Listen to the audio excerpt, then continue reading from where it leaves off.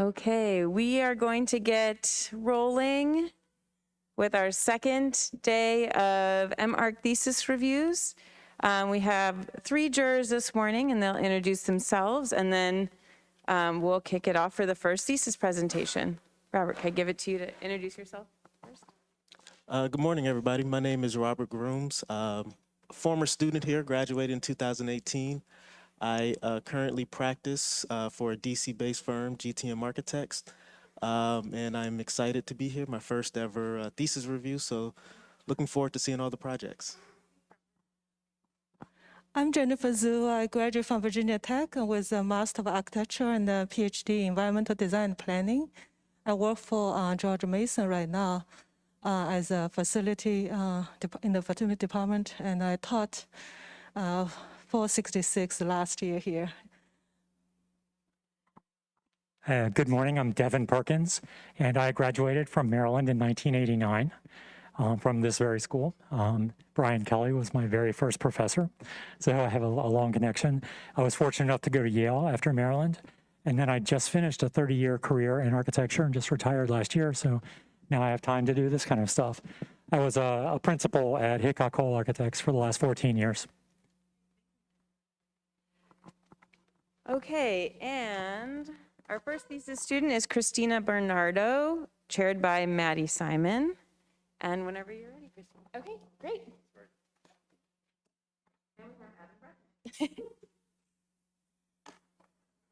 Okay, great. So thank you for joining me, everybody, this morning.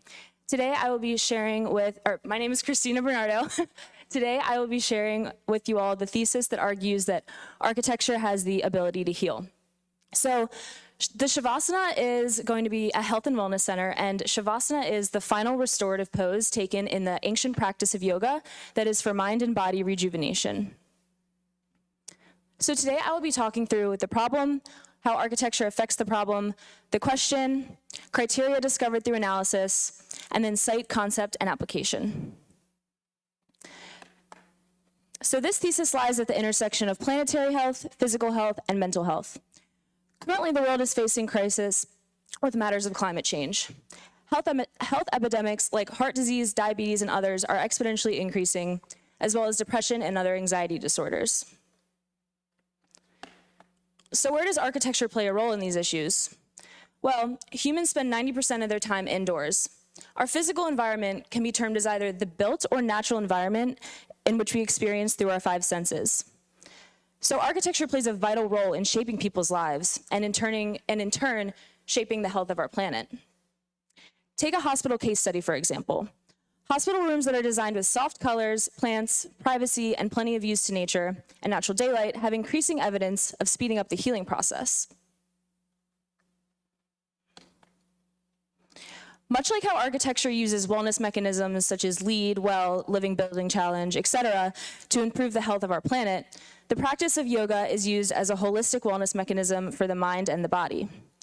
What if architecture took inspiration from the holistic practice of yoga to create a physical environment that has the power to heal? Similar to how architecture follows guiding design principles, the practice of yoga too has guiding design principles, or guiding principles, not design principles. Take Yama, for example. Yama is concerned with one's integrity and morals. It means living a life of non-stealing. If you look at how this is applicable to the architectural world, well, the non-stealing virtue relates to architecture overusing resources from the environment, and therefore stealing from the planet's health and future generations to come. Next principle of yoga that we can translate into architectural terms is pratyahara, which in the world of yoga has to do with shifting one's focus internally to draw attention away from the external world. So how can the design of a health and wellness center support this transition from the external world into a place of peace to heal and rest? Well, by making a series of thresholds that support a shedding journey when entering a space and that relate to the human scale by designing for the 5 senses. Another example that we can look at is dhyana. This is a principle of yoga that acknowledges that everyone's path through the practice of yoga and to health is going to be different. So how can we ask the question of how architecture can embody universal design? So next up, I took a look at how these principles could actually take place in form. in real space. So what I did was I looked at different means of daylighting, different means of how we can make a promenade sequence beautiful and accessible for everybody, and also looking at how spaces can make us feel. So for example, when you're in a great space, you're going to feel a little bit more out in the open, whereas when you're just 10 feet over in the studio space, it's a little bit more of an intimate space. So then I wanted to find some really solid precedents to really reinforce and start my journey to design. So the Duke Health and Wellness Center takes 2 different types of program and puts it under one roof. It has physical fitness program and mental health program all under one roof. So instead of it being a place to go work out, it's also a place where you can get attention for, oh, Lindsay, is your computer gonna die or is it plugged in? It just says low battery.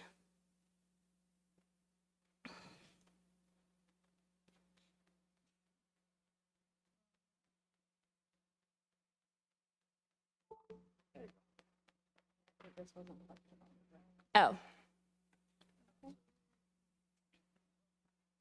Oh. Well, that's great. Okay, so just to continue. So then the next precedent that I looked at was Shrine Lai Nature Center, which takes a look at how biophilic design and smaller human scale pavilions can interact. And then the Kafka Cultural Center by Stephen Hall taught me how a health center can interact with a green space.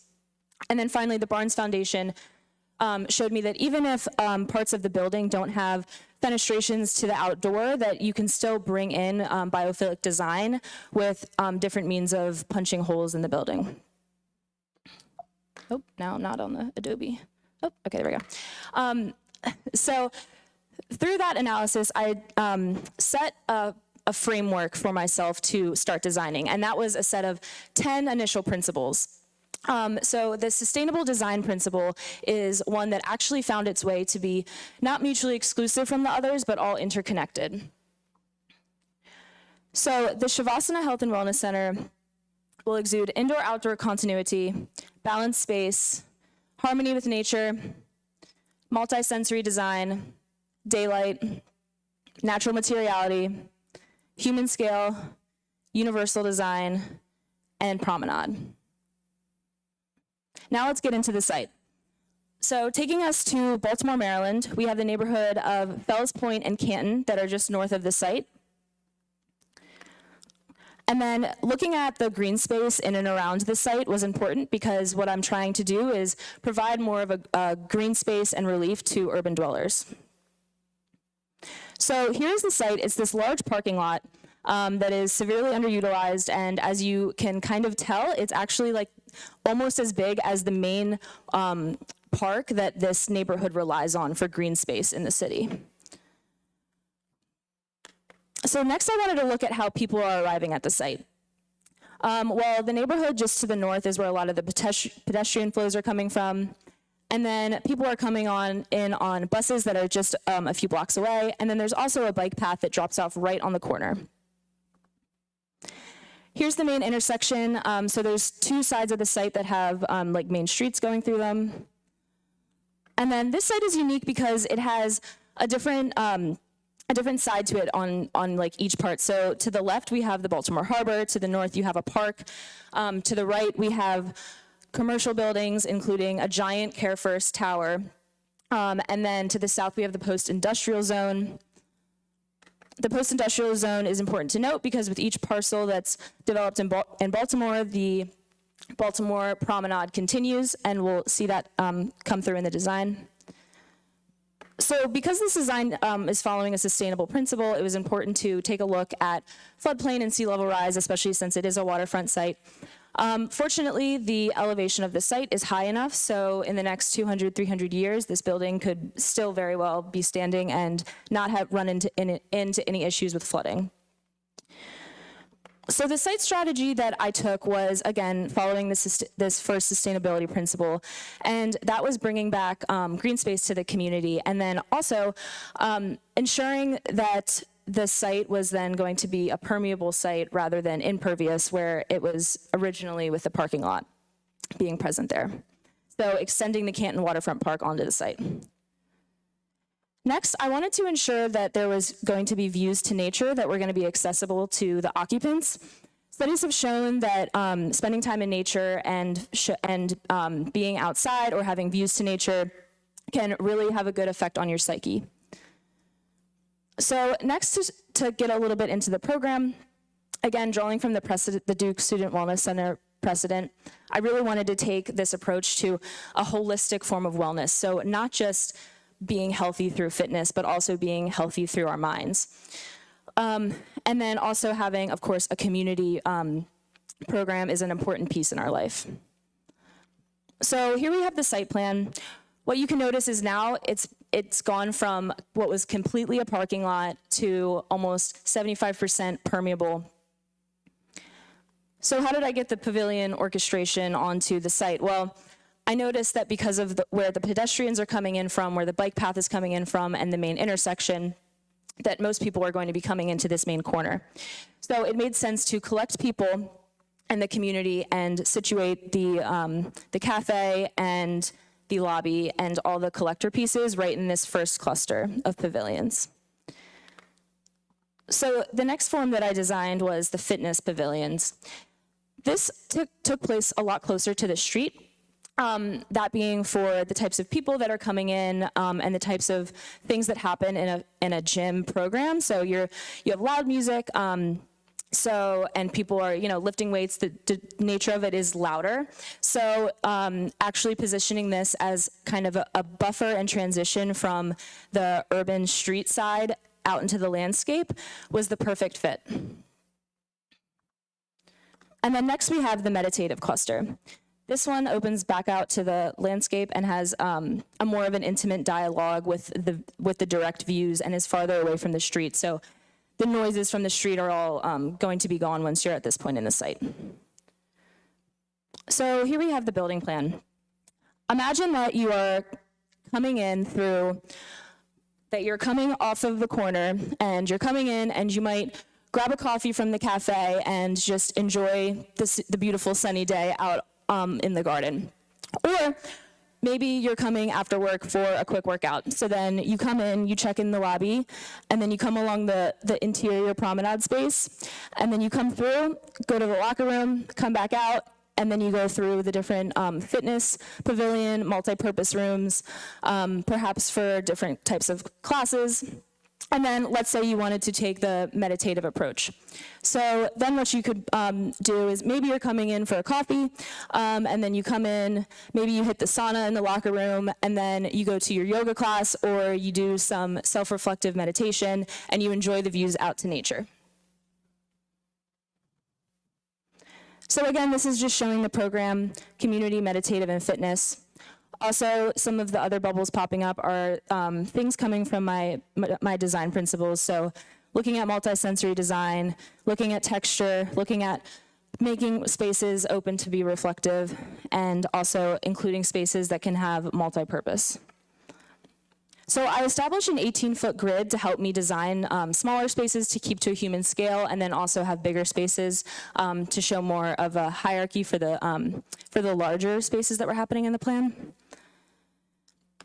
And then next we can see that throughout all the places, a big thing that I was pushing for was designing the outdoor spaces at the same time as the indoor spaces.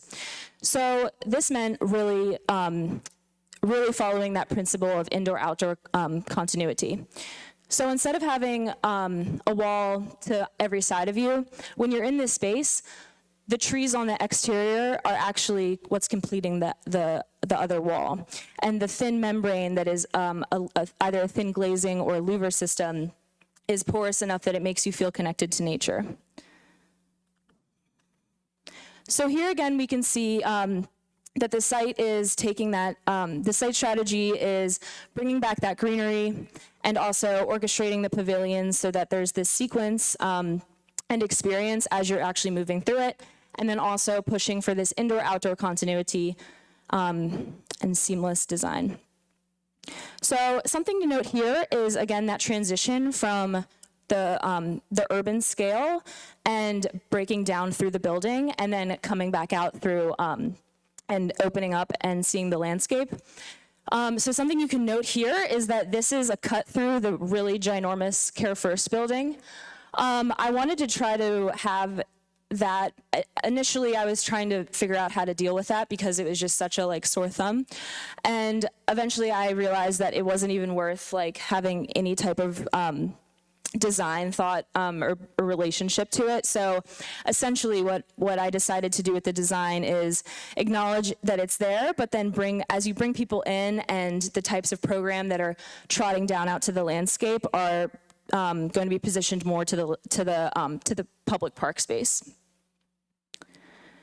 So then here's another, this is a closer upfront cut of just the building. So the design has large operable windows that provide natural ventilation, saving on energy use in both warm and cool climates, timber construction that reduces the carbon footprint and creates spaces that appeal to the five senses, and then indoor-outdoor continuity again, which is coming through basically in every part of this design. So then here we show building sustainably.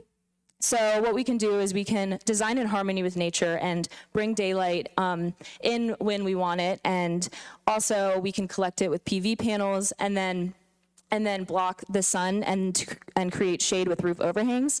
The louver system creates this porous facade that is actually, again, able to establish this connection to the outdoors, but still not have you be cooked inside from the blazing heat. And then also there's rain gardens positioned around the site that can collect water from the roof, and then also just collect water that's flowing on the site, and then it could be used for native plants. So then here we have a section that's cutting through the main cafe space, and then it's cutting through one of these outdoor yoga spaces that, again, when like the weather is nice, you know, you see people all the time at gyms that are doing classes outside in the parking lot, especially with COVID. So it's like, why not make that step to make a design for the outside for people to actually work out in that's not a parking lot. And then again, finding this multi-sensory design, really bringing in the views of nature and creating an oasis for people to feel like they're healing in. So then here's one of the more public spaces, and this is, again, the Canton Corner. This is where people are being collected in. So this would also just be, this is what really relates to the neighborhood of Canton, and it's more of a public space, and not necessarily are you coming here to use the gym. You might just come here to grab lunch or a coffee. And then here is a shot coming in through the promenade right before you would hit the locker room. So something, again, to highlight here is this view to outdoors, and also this experience as you're moving through and shedding the layers of stress from your day and really just being present in the building. So here are some of the natural materialities that I picked to use, so wood and stone. Studies have shown that presence of wood actually has a very calming effect on people. Also, it's important to note that when you're in a gym, you have a different relationship with the materials of the building than you do when you're in most other buildings. You're sometimes walking barefoot, you're sometimes sitting on the ground, you're sometimes laying on the ground. And so essentially making sure that the materiality is comforting to the touch and also visually. So here's another shot of the promenade. This goes through and shows what could be one of the multi-purpose rooms, and then also showing the pool deck. And then again, just showing the sequence of moving through, grabbing a coffee, going to the locker room, walking along the indoor promenade to get to your space, and then also having that view out to nature.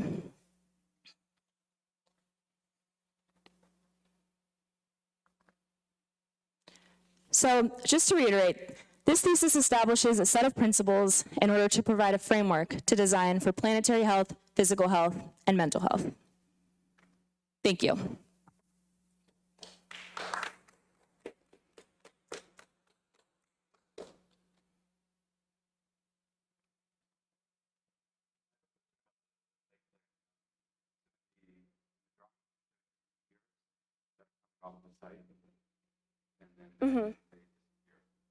Oh, yeah. So that's actually the site, the parcel. So those piers don't exist. But I did look at if like I could potentially build out to them, but it didn't make sense because of the Baltimore promenade that comes through. So basically I just decided to do the Baltimore waterfront promenade. But yeah, those don't exist. They were just like belong to the land.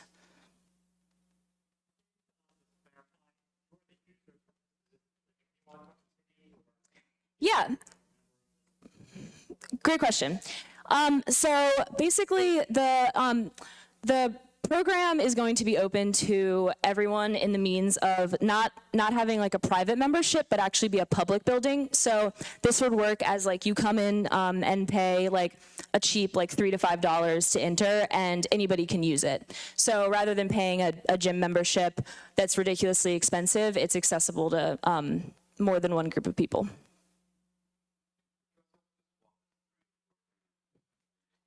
Yeah. And I can also pop up the little plan that has all the notes on it too, so we can just stare at it.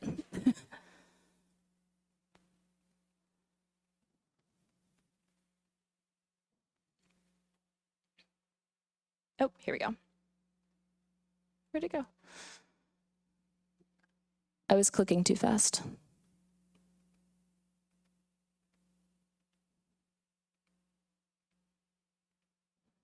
Okay, here we go. So here's where you would come off of that main intersection, and you would be in the Canton corner. And then you would enter in through the lobby space, that's the main collector. And then through there, that's where you would check in, and then you would proceed into the Shavasana Health and Wellness Center. But if you were just coming for like a coffee, there are two slightly smaller doors that you can see kind of here. And then that would be more of like that public access. And then as you come through, the link that links all the pavilion spaces together, you would see the locker room. Again, this is what that view would look like. So approaching the locker room. And then you would, let's say you were going to like a Pilates class, you would come in and go to one of the multi-purpose rooms, and you would just walk along this interior promenade. Or let's say you were going to the weight room to work out, you would come in and come into this space that is for the weight room. And then maybe you're coming out and using some of the pickleball fields or courts. And then let's say that you weren't arriving by foot, you were driving, you would just come in off of this street and then come in and park and then enter the lobby on this side of the pavilion. And then if you are doing some of the meditative yoga program, you would come through, and then this is accessible through this link right here. And then both of them have this, this outdoor deck that's related to them. And then also the multi-purpose rooms also have like an outdoor multi-purpose room too. So also just reinforcing this indoor-outdoor continuity and connection. And then as the plan slowly translates into the site plan, there are these 3-foot garden foundation walls that allow it to slowly be more of a private space down to the Baltimore waterfront promenade. So basically, the way that the public would be walking on this site would be through one of these paths, and then up and around to the corner. Yeah, does that answer your question? Forget who asked.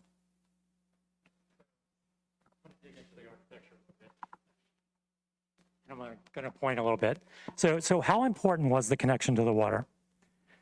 The connection to the water was really important. It drove the reason, part of the reason why I picked the site. I wanted to have this relationship of the viewpoints out. Right, because the site adjacent to the water, I think, is absolutely beautiful site selection. And just to start with, the drawings are beautiful, they're really, really nice. But then that allows me to look at it and tell you the things that I think could take it further. Like I worry about this connection right here. Yeah. Like I almost wish there was some more development right at the water edge, even if it was just a little bit of an open air pavilion with some seating, so you could go and sit by the edge of the water and really take that in for a while. Like everything internalizes there, but there's so much visual, to the water that I kind of wish you already have this really strong sort of path here.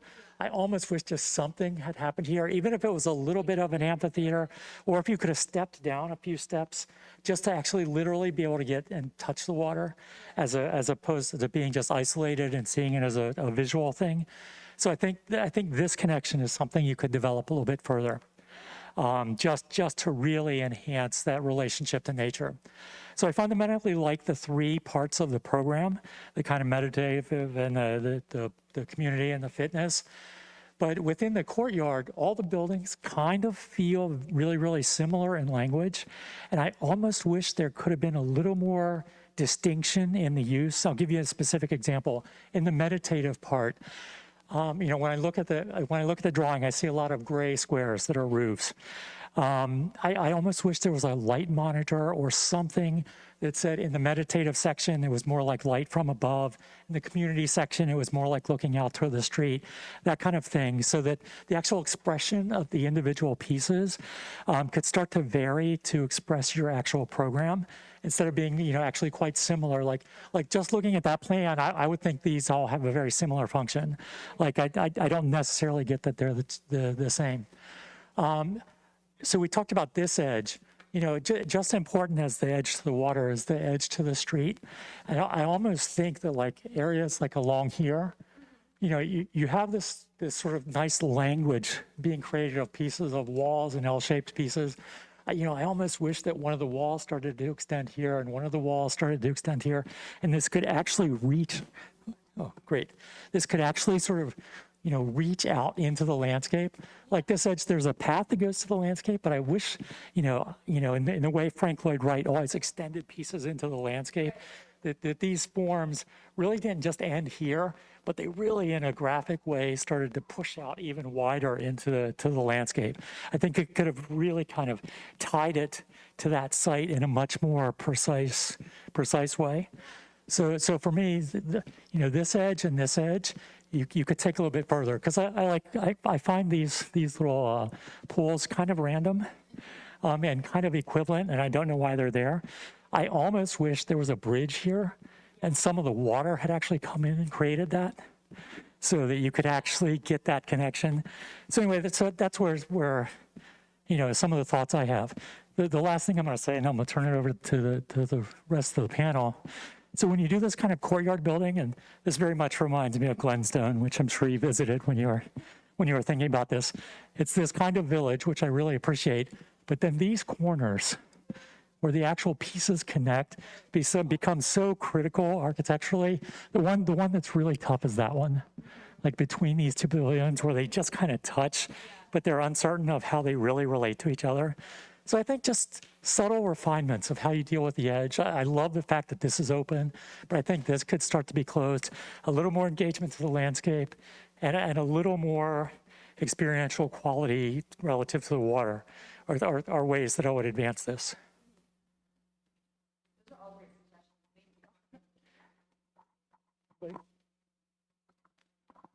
So I agree. I think your drawings are very well done, very clear and organized. And I think that is representative to how you developed the program. Very clear thought, heavily researched. And I see how you organized your program around that. And I'm also very familiar with the site, and that Care First building is where the Prometric Center is. So I spent many days contemplating in that parking lot as I took my ARE exams. So with that, I do wish that within that structure that you created for yourself, that you found opportunities to sort of break free from that rigidity. I love how you created these series of pavilions that is also connected with this idea of a promenade as you sequence throughout the space. But I think if you found opportunities to sort of break that a little bit and maybe have that promenade in relationship with the building program integrated into the landscape a little bit more. And even with how you did your site plan, it's very much contained, and I wish that there was opportunities where you maybe reached into the park that's adjacent to the west to make that pedestrian connection, because this site is really the terminus of the waterfront promenade that starts all the way down from the inner harbor. So just sort of reaching across and making it a little bit more interconnected that way, I think would have made this idea of a promenade much stronger. And then even in just the way in which you organize the program. So I see that you have like some of the weights next to some of the pickleball, and just kind of thinking, you know, what's the sequence that goes into a workout plan, an exercise regimen. So, you know, there's periods of high intensity, there's periods of low intensity, there's a preparation, there's also a recovery. And so if you would have sort of built that into the way in which one actually goes in and prepares for their workout, and also how they recover from it as well, I think that that idea of a promenade could have been developed a little bit more strongly. Yeah, I really agree with your one comment on how I could have extended the promenade better into the landscape. I think that taking maybe a landscape architecture course could like really help that part of the design. Oh, Given that you see some landscape architects do today, I'm not so sure about that, quite honestly. wonderful program, and especially the starting point is connect the nature and the human being. I think, no matter how young or how old or what kind of condition we have, always it's a good suggestion. Being one type of yoga practitioner for more than 35 years, I can imagine myself, just walking by and then try to be in your facility. Wonderful program. A couple of comments. I know that as a human being want to connect to nature. I think we do want to connect to sunlight and water, especially near the waterfront, and also the air, right? So a couple of thoughts about it. I know that some of the panels already talk about the facing the water. Actually, in the real design, water on your west actually a bit of challenge, especially for your user group, because it's gonna have a west in the afternoon sun glare. And so, like I said, again, one thing is I did not see that you have how do you treat the water in your site? I think originally, well, you want to hug the water. You're gonna design it more facing the water because that's a premium site for you. And the other side is I now see that, now it's the west water part, and how we can design something you enjoy it, but not, kind of avoid the glare and everything. And the other thing is about the sun. I know that, of course, architecturally you can, how you selected your way where the window is gonna come from, and how to look at it, and how gonna relate to the sun, and from morning, if some group of people maybe want to meditate in the morning, where they can go, right? And then maybe during lunch break, some of the office workers want to take a quick break where they want to go. What's their favorite spot? So if you are thinking about as an end user, at each time of the day or each season of the year, where is their favorite spot? How you can create an architectural experience for them. Yeah, I remember in 2007, I worked at a design firm, and we have a huge senior living project back at the Tampa. Design team stay there for a month. Every morning, before I go to work, there's, fortunately, the site is about 5 minutes from the bay. I just walk to the beach and I meditate there. So I think this is another thing that as an architect, how we created it better than the nature gave to us. Public civic building. Is this a public building that? This is a public. So everybody in the city can come there, and With a they pay an admission fee and stuff. Yeah. And the pool in the center, is that the sort of thing where? So that would be closed off during the winter, and then in the summer it would be a part of the Shavasana Center. So you would pay like $5 and then. But is it a more private experience, the pool? In other words. In the sense that it's like a part of the center, it's one of the more public zones in the building. Okay, because I think one of the inherent dilemmas with this program is how much of it is public and how much of it is private, both relative to the site that it sits in, because it sits in a public park. So one sort of has the question of, well, how do the interior spaces of the building relate to the publicness of the park, which is sort of a question one has to answer. And then there's the question of, you know, what are the private and public elements of the building, and how does one experience them? Because, you know, I mean, not everybody wants to be seen in a bathing suit, you know, so there's a sort of private aspect to that as well. And I guess the comments that were made about the site walls are kind of interesting, because if the site walls were a little bit more robust, one could have a little bit more sense of what those boundaries were. Particularly, it looks to me a little bit like the building was designed from the middle of the building out rather than from the site in, you know, and that if some of those site walls could make more distinct boundaries and edges, even if they were only half walls and things, I think the level of privacy that the building seems to suggest it needs in places would be enhanced. The place, and I think the site plans come quite a long way, and I think there are aspects of this that are really nice. I think the place where I get a little bit lost is the location of the restrooms and the changing rooms. Because what happens now is I come down a corridor and I sort of need something, I want something that orients me to these different spaces in the building. And it strikes me that one other way you could have done this would have been maybe to have that be more of a courtyard that you can see all the way around. Because right now, when I get in that corridor, I have to, it's a sort of act of faith to make a left turn and go around the corner there. And I think if that operated more as a courtyard, even a C-shaped courtyard that could have more openings to the water there, and the restrooms were found to be in another place, it would help organize all those different aspects of the building, and it would make more of a kind of heart of the spa community in and of itself there. That would help. That brings me to the pool, because then you sort of wonder, well, if the courtyard is something that ought to be more public in terms of organizing all these things, is it the right place to have the pool in the center of that? And if it is, what is my experience there, or does the pool go someplace else? So I think in general, the building works well. I get a little bit lost walking around the courtyard there, because I lose, one of the nice things about courtyards is that they help build familiarity in the building.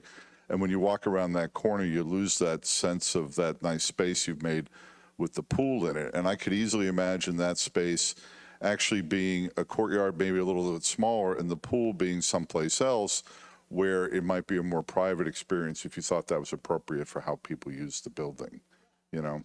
Let me respond to that. Let me respond for Christina.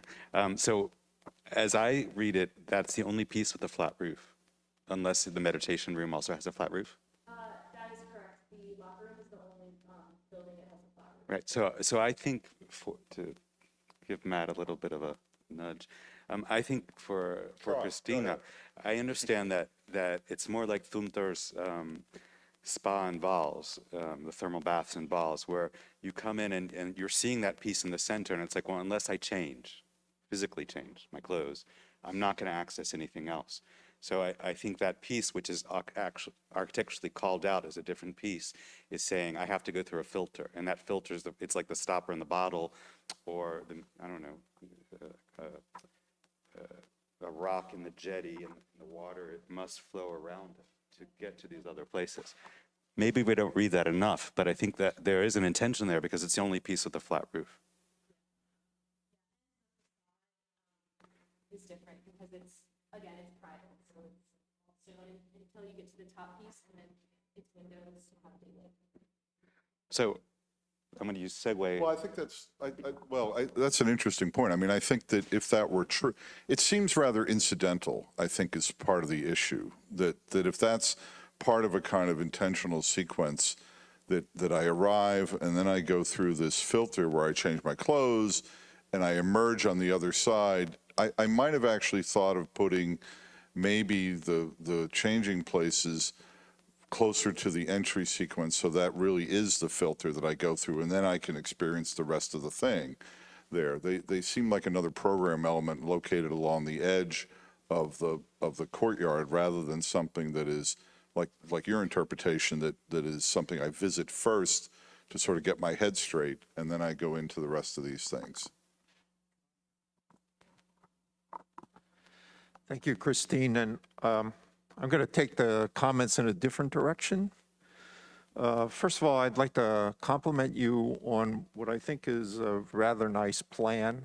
I like the orchestration of solid and points, lines, and notwithstanding some of the comments that the other critics have made about how the site walls don't seem to be orchestrated into that same language that you develop. But you know, for me, your thesis and the way in which you introduce these principles would seem to want to get into the haptic qualities of architecture and also the tectonics.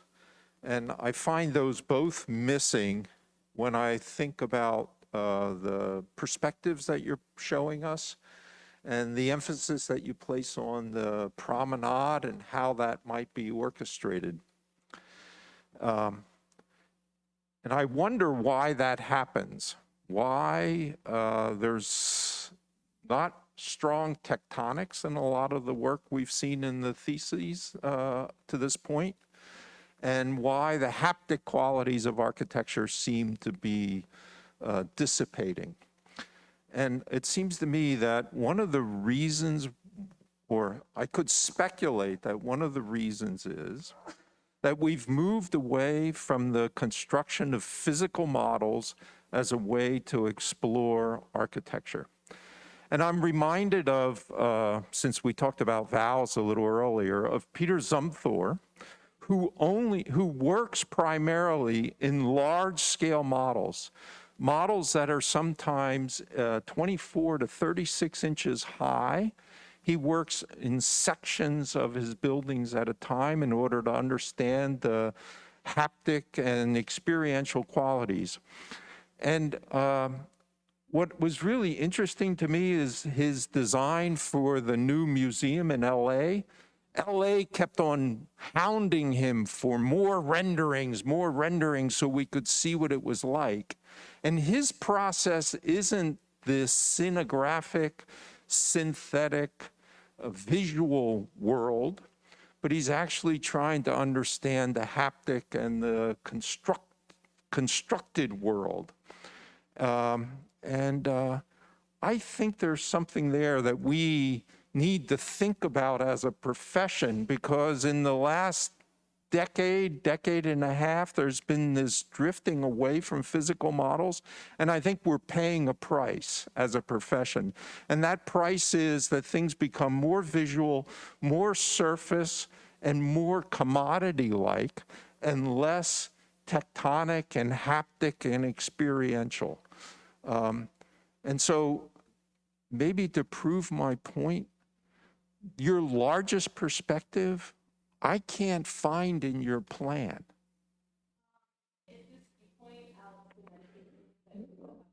Yeah, but it isn't, right?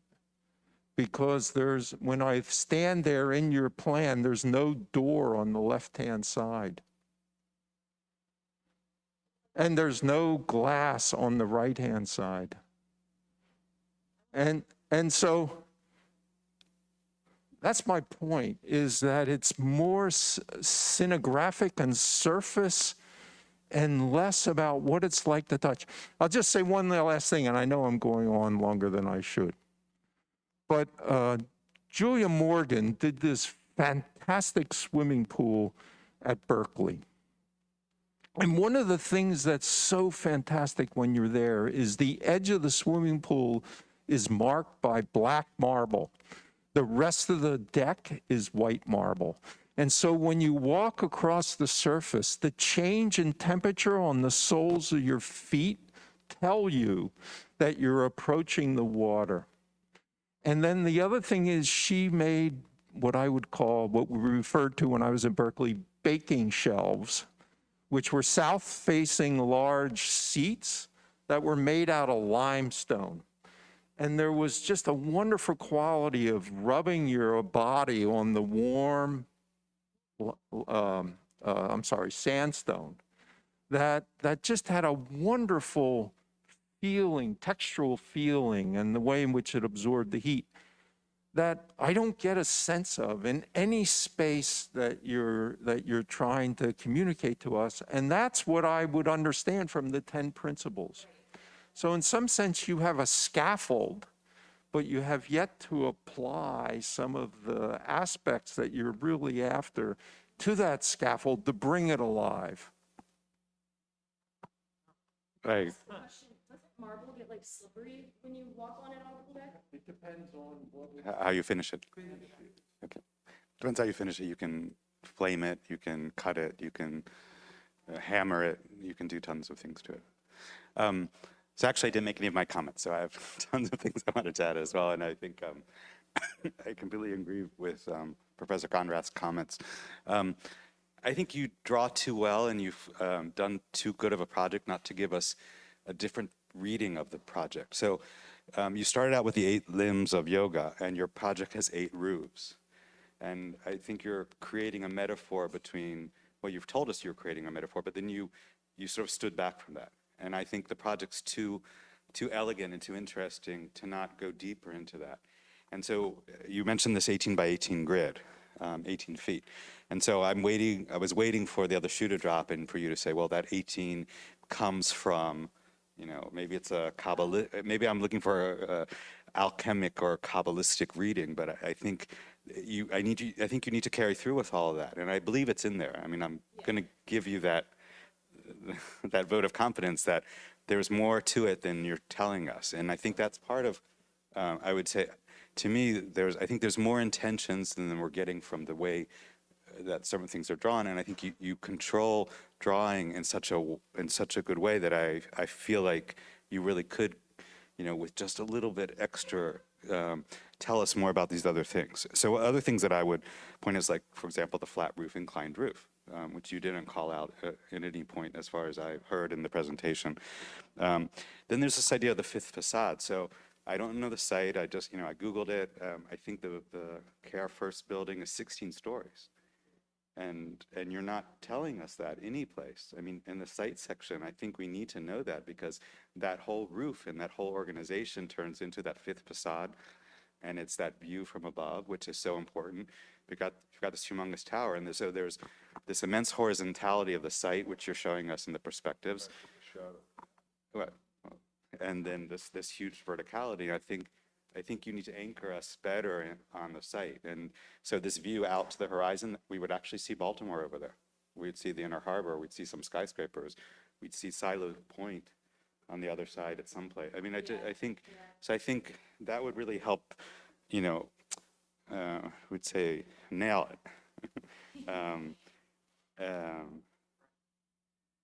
Yeah. So actually, I had some other comments, but I think I'll give. I don't need it now. I'm good. Oh. So aside from those other aspects, which I believe are there. So I believe that your knowledge of the site is completely implicit in the way you've designed it, with this idea that you are seeing it from the 5th facade as well, or some people are seeing it. I completely agree with the site walls that Matt commented on, because I think that the project's better than you really are telling us, and you're depending on us to read it.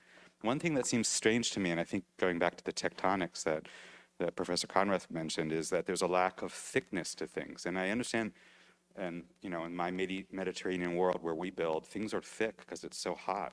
And I understand wooden construction is so thinner.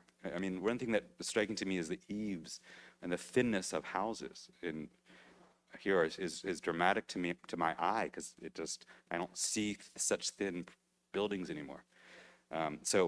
But then the overall thinness of your building just seems like it's too thin. Like it's almost anorexic in the sense.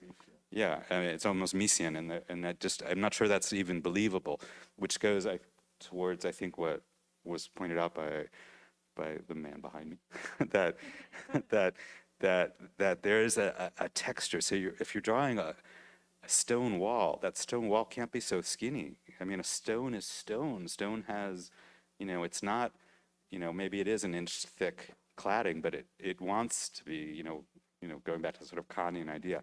So I'd say the project is beautifully rendered, but at the same time, I feel like there's more on the plate than you really are showing here, and I think your intentions go further than what you're showing as well.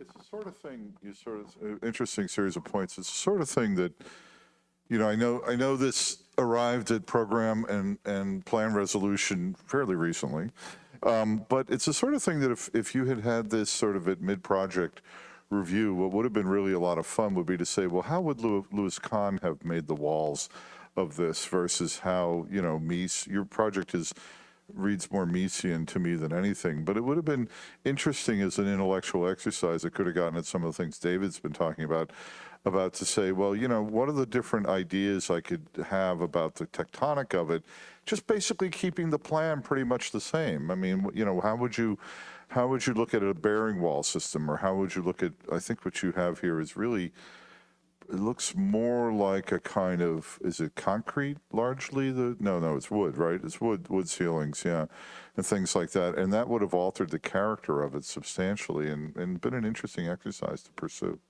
Kazuya Sejima and Sana do very thin projects as well. So, I mean, I think it could all be very thin, but you need to give us a bit more if it is, anyway.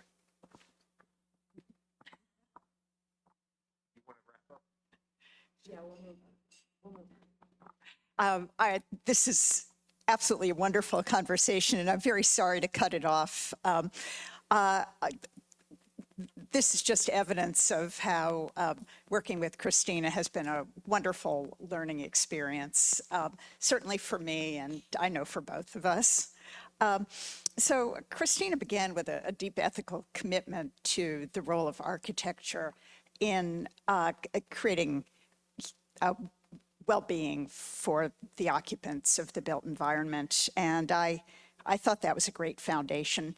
She also began with a very clear idea of the building that she was going to design, and was really very committed to the idea of integrating physical and mental health. And that commitment certainly lasted, and animated the entire project.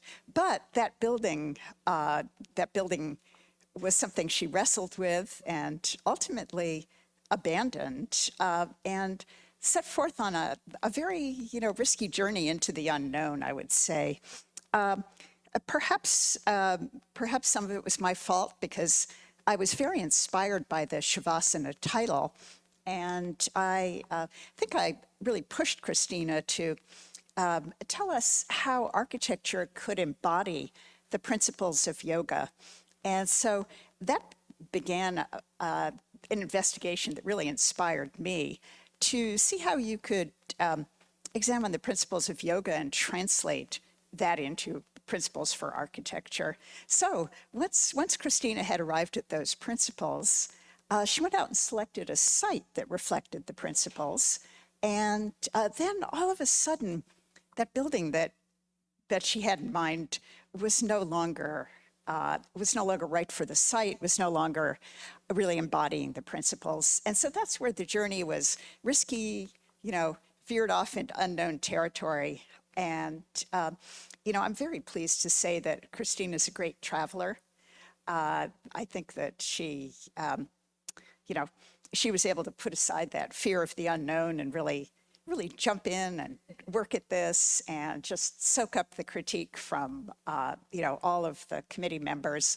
So it really has been a wonderful experience. And, today we got some great critique. I would say that one of the big learning experiences was how to design this pavilion architecture.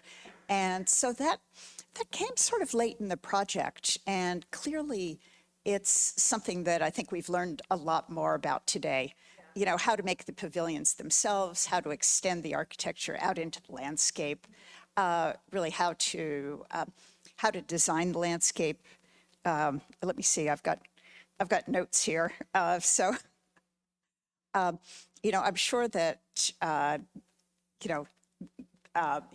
as you go forward, you're going to use today as critique as, you know, a set of ideas to investigate in your architecture. And, you know, I just want to say I'm so pleased that your graduation means that we are sending out a newly minted architectural intern with a really deep commitment to the role of architecture in fostering a built environment that promotes human health and well-being. So thanks for taking the journey with me, and it's been a great one for me. Thank you so much, Maddie, and you've been the best chair and the best supporter all the way through, and I couldn't have done it without you. Aw, thank you.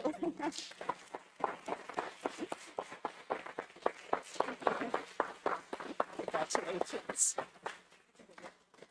Okay, congratulations, Christina. We're going to rotate 90 degrees and face this way.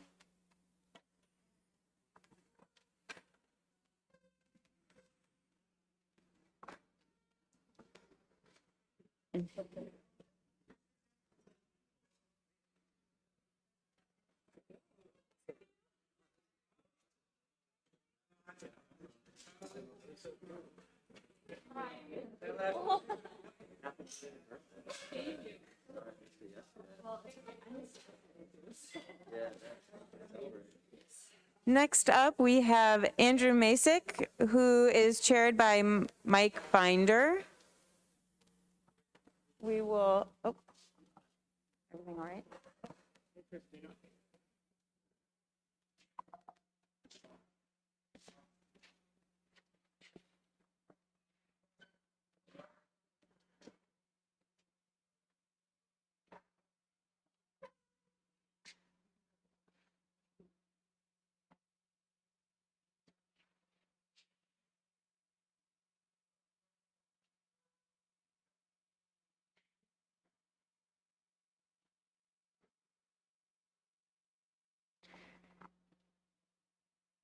All right.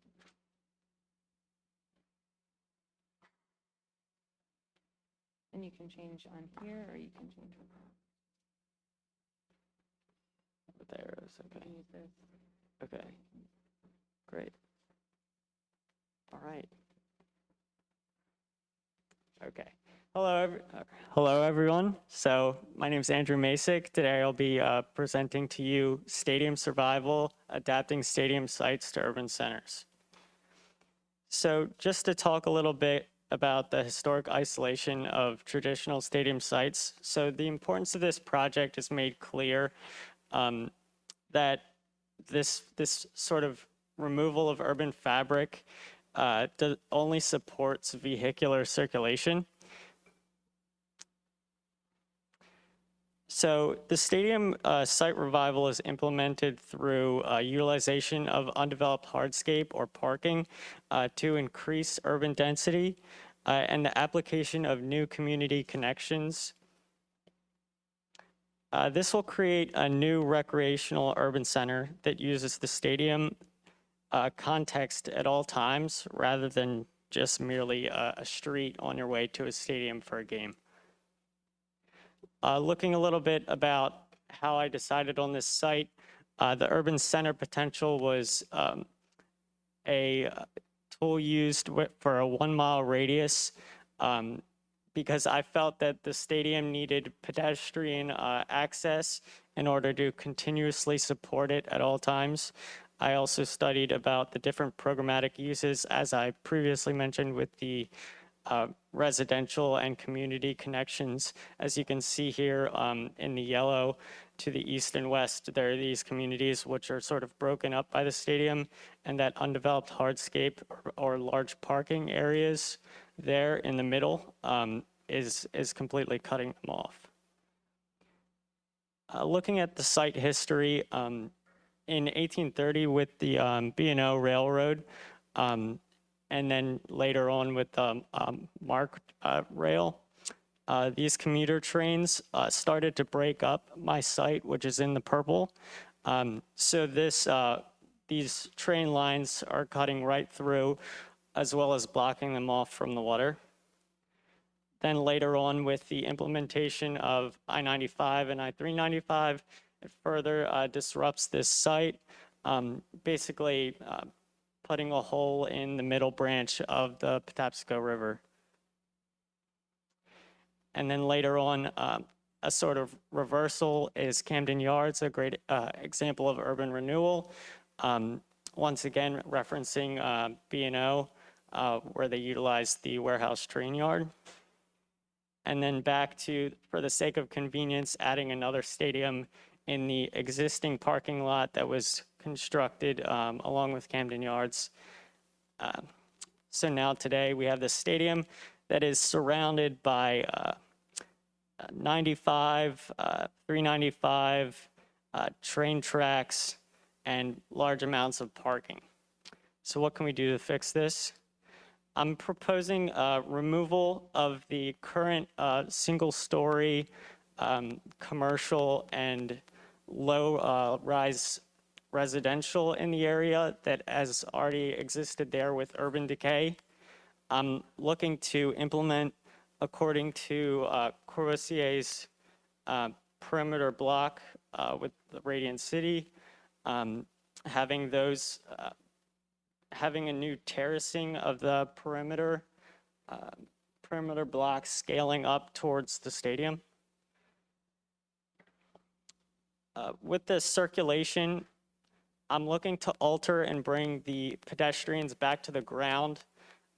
With these train tracks that we're disrupting, I'm looking to raise these train tracks up off the ground, bringing the ground back to the pedestrians, as well as transitioning these underpass conditions, and then utilizing parking, which is transitioned into parking garages, which are located on the edge of my site. So that way cars are not sort of mixed into this central space that will become my new supporting stadium urban center. It also provides an opportunity to sort of bring this middle branch of the Patapsco and a new conservation area up into this urban center. So there's opportunity for green space, which can draw naturally from there. Looking at the north-south section, you're getting Camden Yards, then this Ravens Walk or parking lot, and then over past M&T Bank all the way to that conservation zone. And then this terracing, does that read? The terracing of the site from this low-rise residential all the way up to the stadium, slowly bringing these new mixed-use mid-rise, scaling them up block by block, so that way the stadium blends further in with this environment. So these main places which I've been referencing, shown on this axon, are these perimeter parking garages, which sort of replace some of the parking that are undeveloped hardscape that was removed, as well as the Russell Street underpass, which is to the west, and the 395 underpass, which is to the east of the M&T Bank Stadium. And then this new urban center, which sort of sits attached to M&T Bank Stadium, wrapped by these elevated train tracks, and bringing Austin Street, which cuts from east to west back down to the ground. And then adding in a news station for easier access to the stadium. Looking first at the perimeter block to focus, to the right you can see ground floor mixed use on a parking garage, and then views of the stadium from all the way in the back. For the perimeter block layout, I'm looking to have interior ramp with mixed use along the edge, with backed by low rise all the way at the end. And then once again with the Corbusier perimeter block, also utilizing some pocket parks, and then residential upper floors. Because of the site conditions, as I mentioned with that middle branch Patapsco River and the very flat site and the nature of it, there's not opportunity to like utilize traditional underground parking in a space like this. So I'm looking for parking through parking garages and removing these large parking lots, but also bringing some back with these setbacks on the ground floor on the interior of these blocks.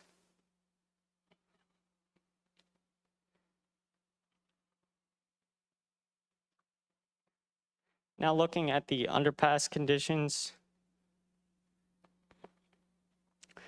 So at these enlarged plans, I'm trying to really split up these underpass areas, which will act as a linear north to south movement for pedestrians, as well as providing space for various activities with support, smaller support buildings which sit below the underpass in the middle of the I-395 enlarged plan. With the Russell section, you're getting a lot different experience than the I-395, where it's much larger, but there's only one of them. I-395, you're getting a lot of different light angles that can peek through in between these three.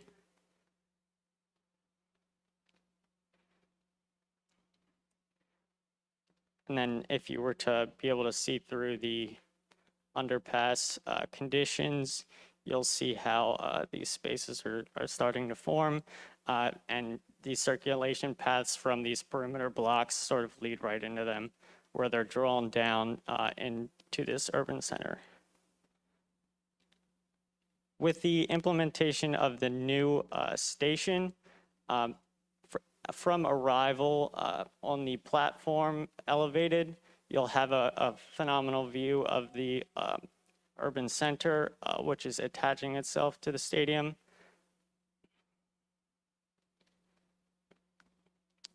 As well as orientation once you're leaving the stadium to walk towards the urban center, walking towards the west.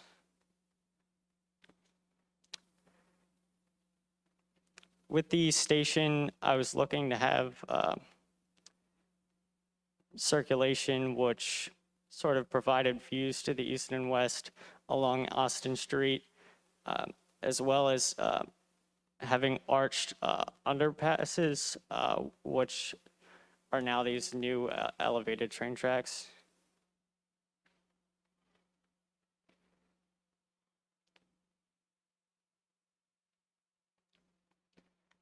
Finally, when you reach the urban center, you're getting an experience similar to an amphitheater, where there's this alcove that sort of carves out and terraces up.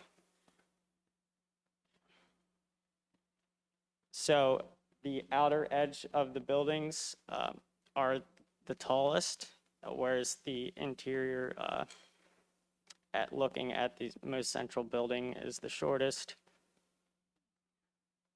In section, you can see how this recreational center, potentially with roof garden, would be the main central space for activity. When circulating through, you're getting circulation paths leading you into stadium entrances on game day, but also providing different pockets of space for activity for any time. I've speculated on a potential program which could be useful for these recreational opportunities to the community. These are all existing possible needs for programs that already exist in Baltimore.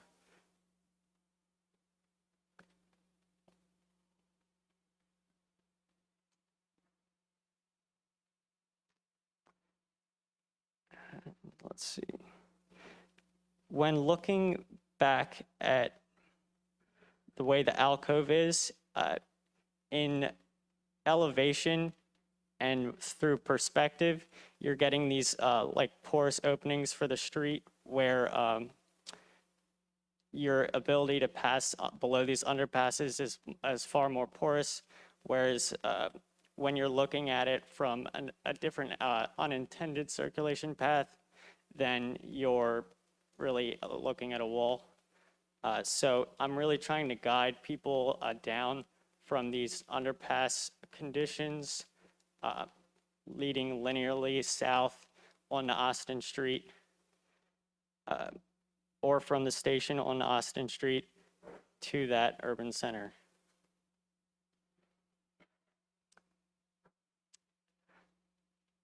That's what I have for you. I appreciate your time. Thank you.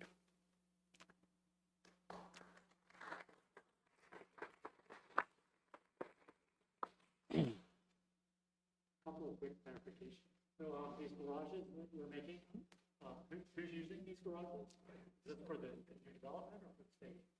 So it's replacing some of the parking that's existing, but I think there's going to be a lot of people which will utilize it on these new developments. They will also have that first floor parking on the interior, but it probably won't suffice for all of the residents. So some of that parking will be dedicated to the residents. Because honestly, it doesn't even really look like it's going to be enough parking just for the residents. Yeah. So, Well, so what happens to the stadium? Everyone's thrown in remotely by the trains or buses? well, yeah. So I've wanted to add that station to encourage that. I mean, there's still all of that parking to the north of the stadium, which remained untouched, which bridges between Camden Yards and MT Bank. As far as I'm looking for, with this new urban center, to really connect more to pedestrian activity, where cars are pushed to the wayside, where you can participate in this recreation outside of automobile activity. On your site plan, can you just, or you can pull it up either way, can you just point out what are the streets and what's pedestrian? In your master plan, perhaps? Yeah, sorry, it's gonna take a little bit.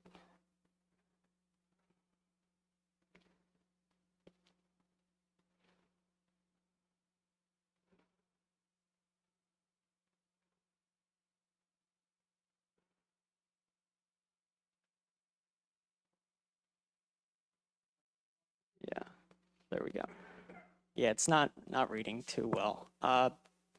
So pedestrian, I'm looking to have them go on that east to west, whereas cars would stop at these parking garages if they're entering into this area.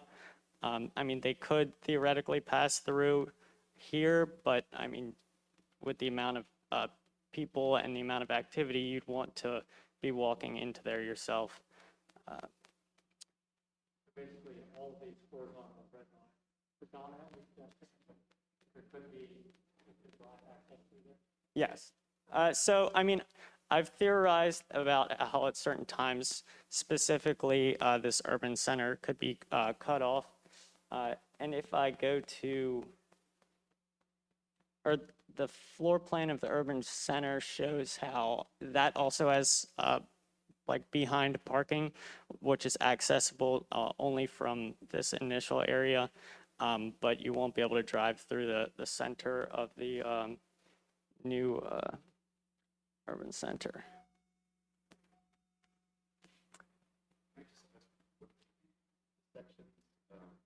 So that's the before and after. So the two sections we're seeing here. It's the Camden Water section and the site there. The Camden Water section is also after. You're seeing the urban center there, as well as the raised train tracks. Here you're seeing the terracing of the buildings leading up from this initial low rise, which previously was all low rise, into this. Can you indicate on the axon where those, what is north south? Okay, so north's that way. North is this way. Okay.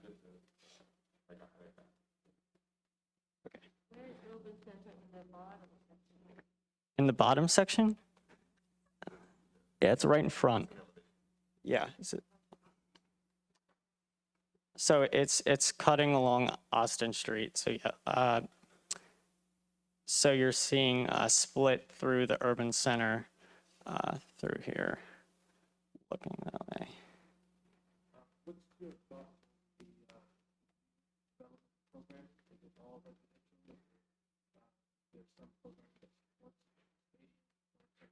For the urban center?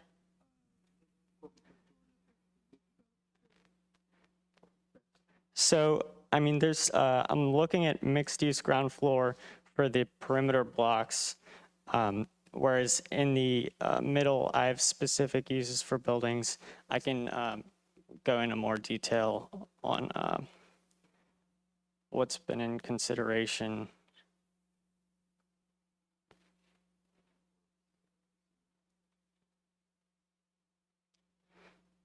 So, for instance, the Arts and Industries Museum, in the past, prior to the stadium's existence, there was a extremely popular piano manufacturer that actually existed with a warehouse in this area a very long time ago.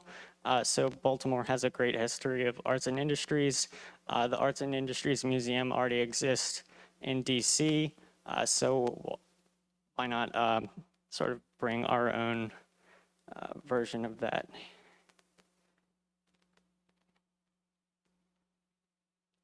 Can you talk just a little bit about the heights, particularly the residential buildings, maybe even pointing out on the outside? The building heights? Yes. How many floors? Yeah, so to begin with the low rise, it's at, what is it? It's at 3, and then it jumps at the parking garage perimeter block to 5, and then we jump here to 8. And then I believe the urban center, some of the buildings on the perimeter jump up to 9.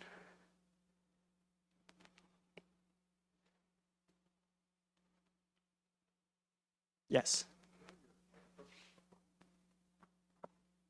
Thanks, Andrew. And I appreciate your presentation. And it occurs to me that there are 2 drawings that help me understand your project.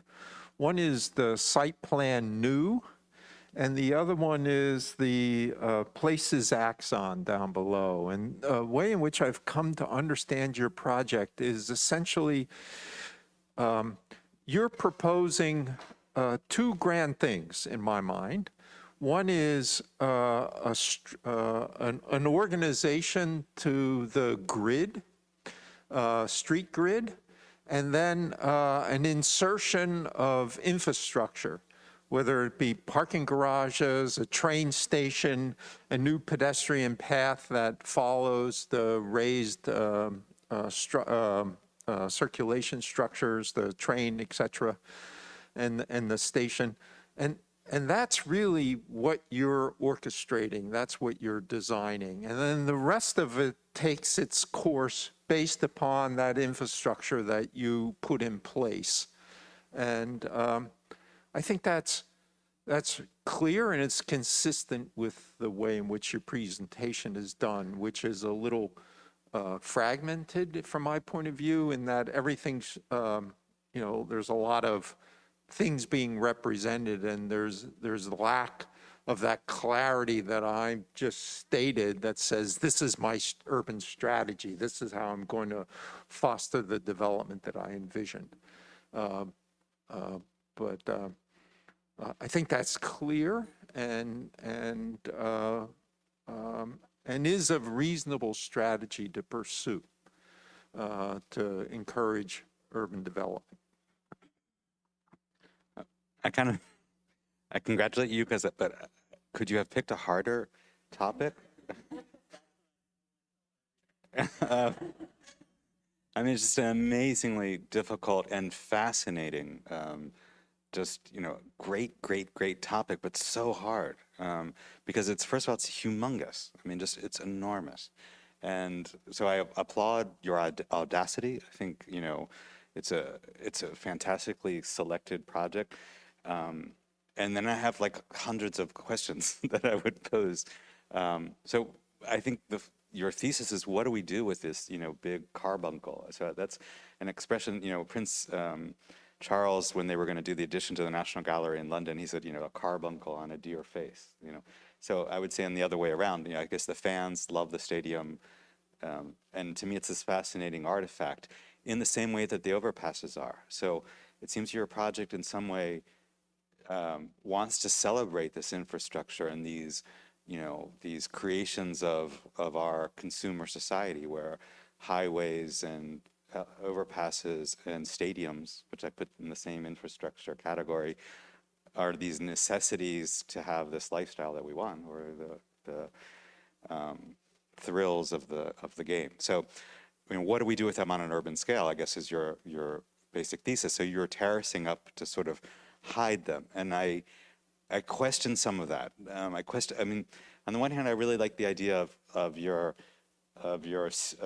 station, which embraces the overpass and creates these viewing platforms on either side.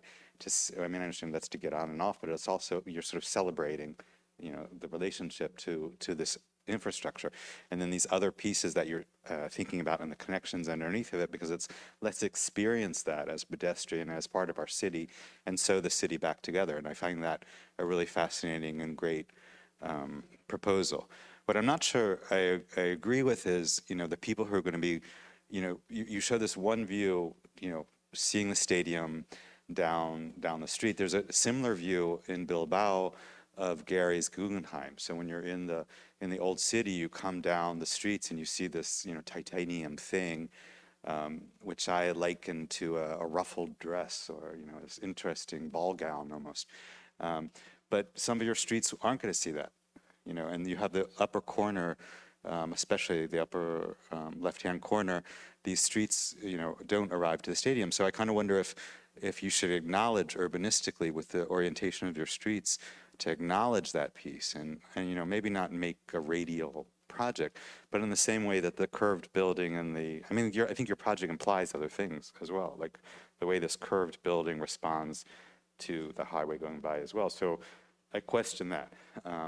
So I do think it's a really fascinating thesis in the terms that I think it raises lots and lots of issues, and I think we could have a much longer conversation about that. All right, so I'm going to offer you a completely different way of thinking about this and ignore it, because then I'm going to give you comments on this. So Baltimore has this amazing historical tradition that kind of failed, of this idea of the skywalks that was going to raise all the pedestrians above the street level. I almost wonder if you would just take this entire development, raise it 15 feet off the ground, and say this is a whole new pedestrian center, and not even have a car up there, and just leave all the cars underneath it. It'd be kind of crazy, and it'd probably go the same failure route as the skywalks from the 60s and 70s. But it's kind of what I think you wish you could create, but you still have to deal with the car, and so you're fighting to integrate these two. I'm going to give you some things that I fundamentally feel about this. This feels really relentless to me. And I know it's a master plan, so you're not getting into the sort of the smaller scale of it. But there are these existing city streets, and I kind of wish that the lines that connected to streets were a little bit bigger and a little bit more emphasized, maybe even shown as tree lined. And the lines that are in between, that they're making predominantly pedestrian, maybe they became a little bit more small scale, so that there was some variation that occurred through here that also helped it relate more to the grid of the city, instead of sort of being on this continuous half grid, which I don't really quite understand where that spacing is coming from. Second big comment is, when I see this much development, I so desperately want to see one big open green space, one kind of public park that's part of this. I think it would really help. Like if you went right on the center axis of the stadium and just said, I'm going to make that a park that this whole neighborhood can use, and you line that with cafes and restaurants that get, have a huge celebration on the 10 times a year that the stadium is used, which is a fundamental problem of stadiums in cities. But I think some more thought about the individual activities and breakdown of this and public space would actually really sort of help the notion of this as a viable urban plan. Let's see, I'll probably a couple more comments later, but I'll go ahead and pass this on. But yeah, just getting some real public space. Oh, I'll give my last big comment. So you're in Baltimore, right? Yeah. Honest to God, I would make 5 of these 300 feet tall, and then all of them with balconies that can watch the game on Sunday from their own balconies. I think that would be spectacular. I think this idea of making it so relentlessly even, Baltimore is a city of towers. Just use that. Yeah, I'm gonna add on to earlier Adam's comment. I think maybe you can start the thesis with all your research. I think you did this probably, but not really presented that way. Is get a map of Washington D.C. and highlight the big public space similar to stadium, and then that gives you a starting point why you wanted to put urban center next to the stadium, because you did mention that you wanted to move the art gallery here or another museum used to be on the site, adjacent to the site. So kind of supporting, a strong sense of, because you look at the site, yes, but, what we can bring it to next to the stadium to make the case a stronger case. And also, I think, try to figure out, as the first time listen to your presentations, what is your main ideas, or couple of main ideas, how you present this way. I think after Paul's comment, I know everybody kind of clear of what you want to do. I think it's good to, as an architect, you celebrate, bring people in this urban center and celebrate the arrival, and then, and also the times you spend times in these facilities. I think with your very strong section for the underpass, I think you have a lot of thoughts on it. So maybe can emphasize a little bit more on this so that make your suggestions more, more strong. Because right now it's kind of buried in it. So I think that way, well, of course, of a master plan, if it, did your circulation is better suited this way, and then not worry too much about the new development on the east and the west, and focus on the urban center, the arrival, the station, and underpass. That would be very strong thesis. Question. Outside of M&T Bank Stadium, how much did you frequent the site and the adjacent areas? And I mean, I know it's Baltimore, so I wouldn't hold it against you if you didn't too much, but just curious.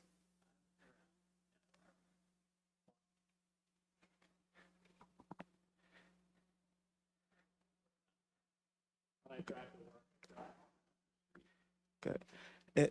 So to the comment that I was going to make, I think I'm a little heartbroken that you decided to basically demolish all of the existing buildings that are within your site area, because there are some fantastic industrial buildings that have a lot of character and that have a lot of value. And so I think you might have taken the easy way out to your huge challenge and your huge problem and just say, I'm gonna start with the blank slate. My personal opinion, I think you would have found some richness to actually assessing some of the value of those historic and industrial buildings that are there, and particularly because you have part of your program that wants to highlight that and that wants to celebrate that. So I think, doing an analysis of what's actually existing, and I think you even started to sort of touch on that when you have programs underneath the underpass, because I've been through that same underpass with your program, and it does have some value to it. It does have some character to it. It has uniqueness that DC doesn't have. And I think that's one of Baltimore's advantages. So I think just doing a little bit of assessment on some of the existing context and the value that it can add to your program. And then I would also, also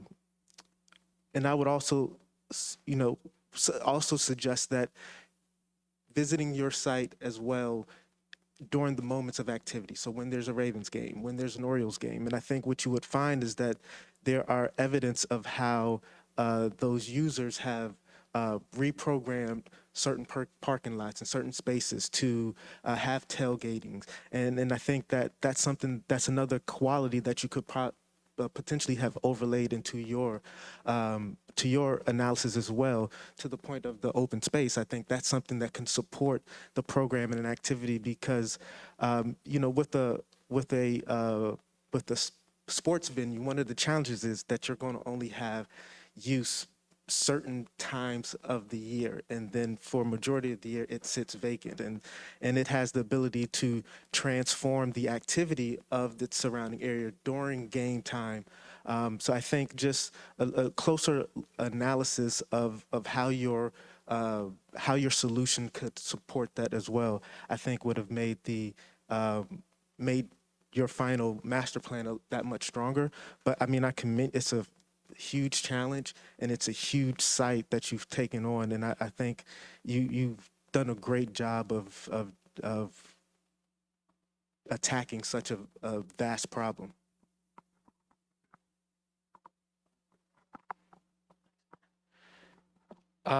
Andrew, great job at tackling. It's probably an impossible project to tackle within 2 semesters because there's so many different ways you could have went.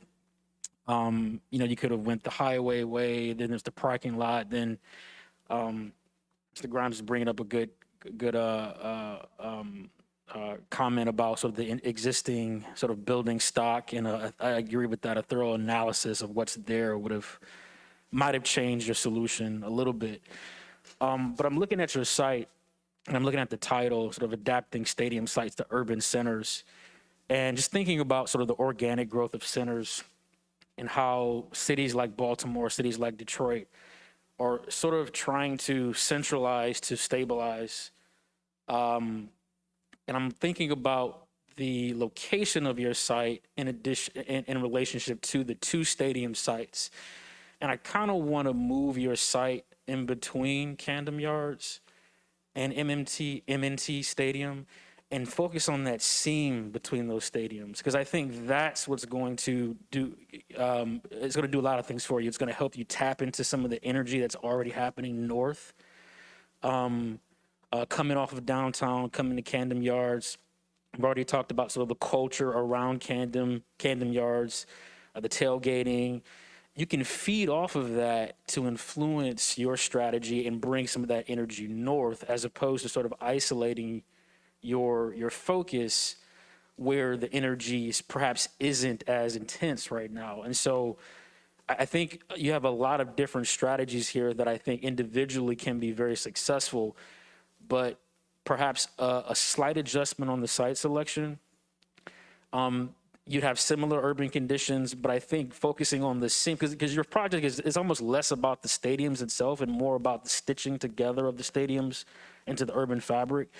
And so doing that with these 2 big assets right there, I think could help you sort of refocus, but also yield something beneficial for the city of Baltimore as well, to sort of tap into things that are already happening around the sort of southern part of downtown, and a lot of the energy that's happening at Camden Yards. I can't talk this morning.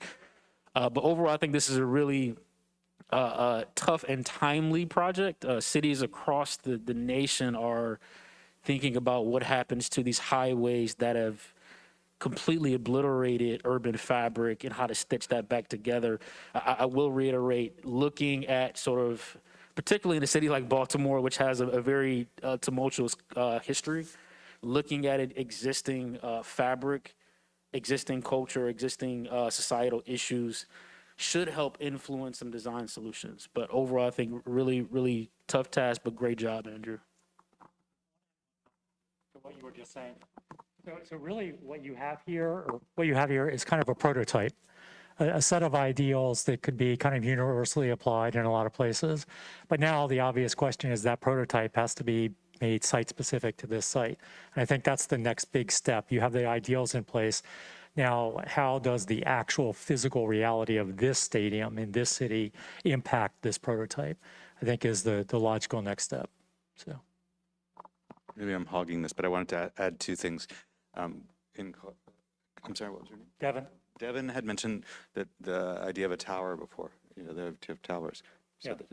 And so there's a project that I was trying to remember, which is in Mecca, which is right next to the Hajj, which is that big cube in the center of Mecca, what people make pilgrimage to.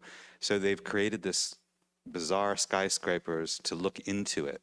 So I wonder if there's a way of like, so what is it to be building in the adjacencies of these infrastructural pieces, both the stadium and the highway? And so what if you're, and actually I love what Marcus said about changing the site as well, and between these two stadiums, creating these, tall, skinny towers that you can look down into and you can see the ball game from your living room. What a great opportunity, and how do you react to that? And in the same way, I'd say, what is the difference between the houses, that are looking, this is my house. This house should certainly be different than this house, or these which are butting up against the highway. So how do you build in those adjacencies? So this idea of looking into these other spaces or ignoring them, or how do you design for those spaces? So maybe I'm going specifically to the architecture, that I want to design that piece because those are the fun pieces, because they're different, because they're related to that. In Madrid right now, the Real Madrid Stadium, which is in the center of the city, they're covering it, and the construction has probably been finished in the 3 months that I've been here, and they're building a cantilevered hotel in front of it, facing onto the main north-south boulevard, the Castellana, and it's really interesting. I don't think it's a great building, but it's a really interesting project because it's this cantilevered piece. So it's sort of like the High Line. How do you build next to a High Line? How do you build next to an elevated highway? How do you build next to a stadium? So I think you've established all these amazingly interesting questions with these prototypes, which I think would give generations of architects meaningful projects to work on as well. So thank you.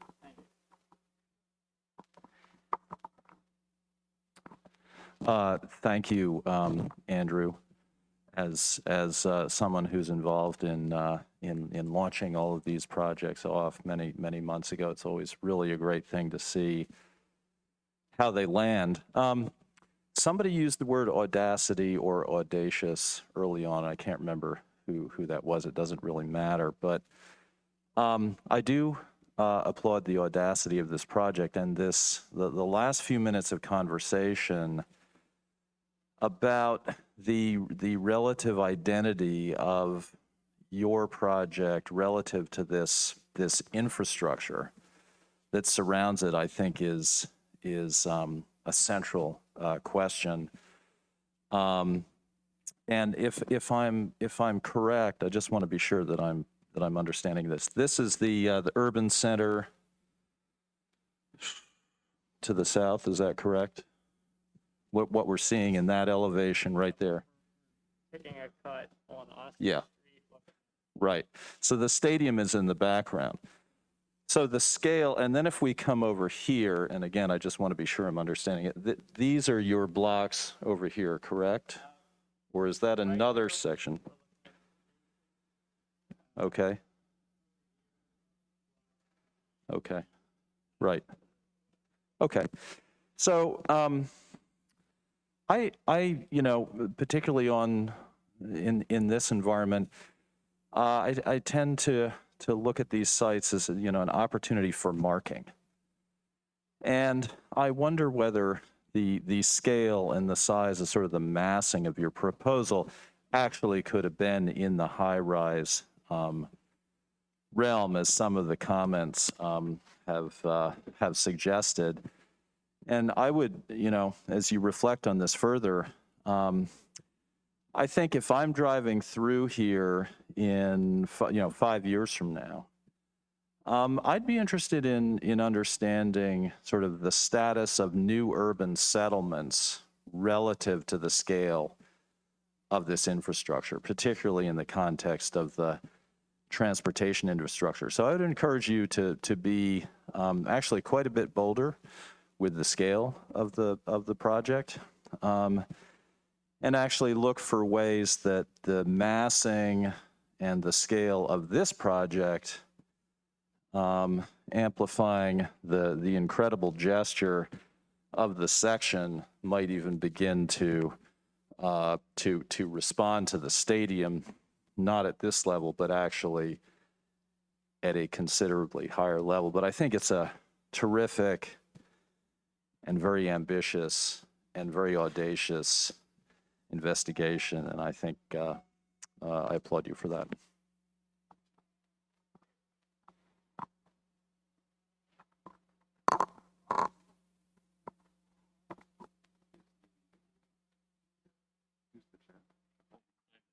But I'm not sure. Are we done?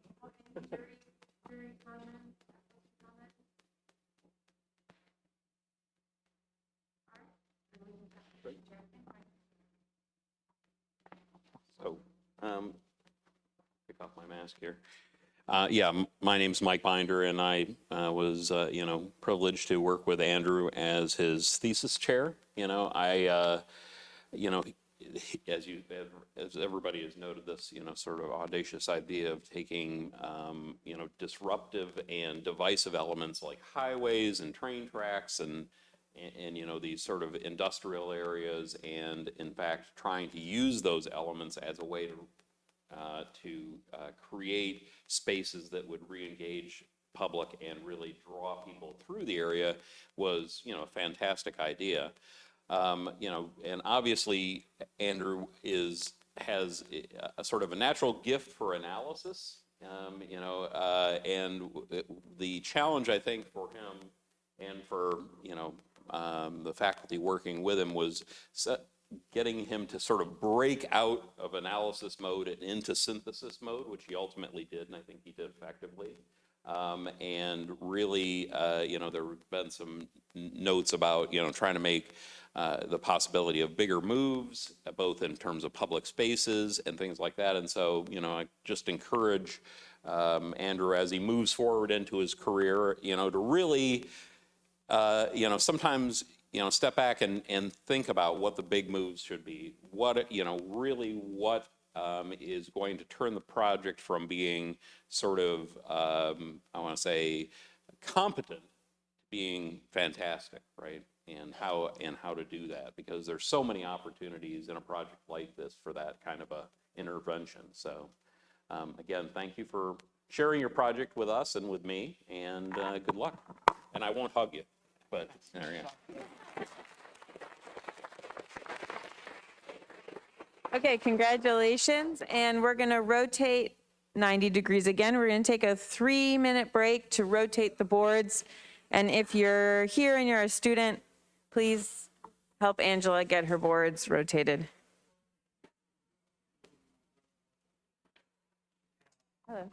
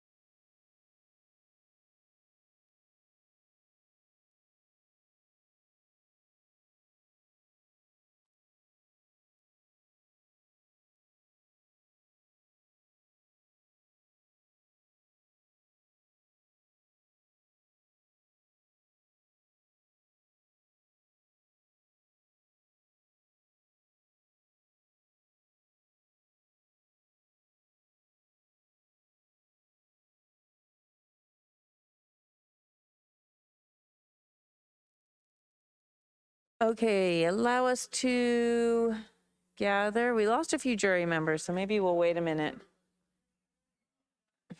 It's a good time to present.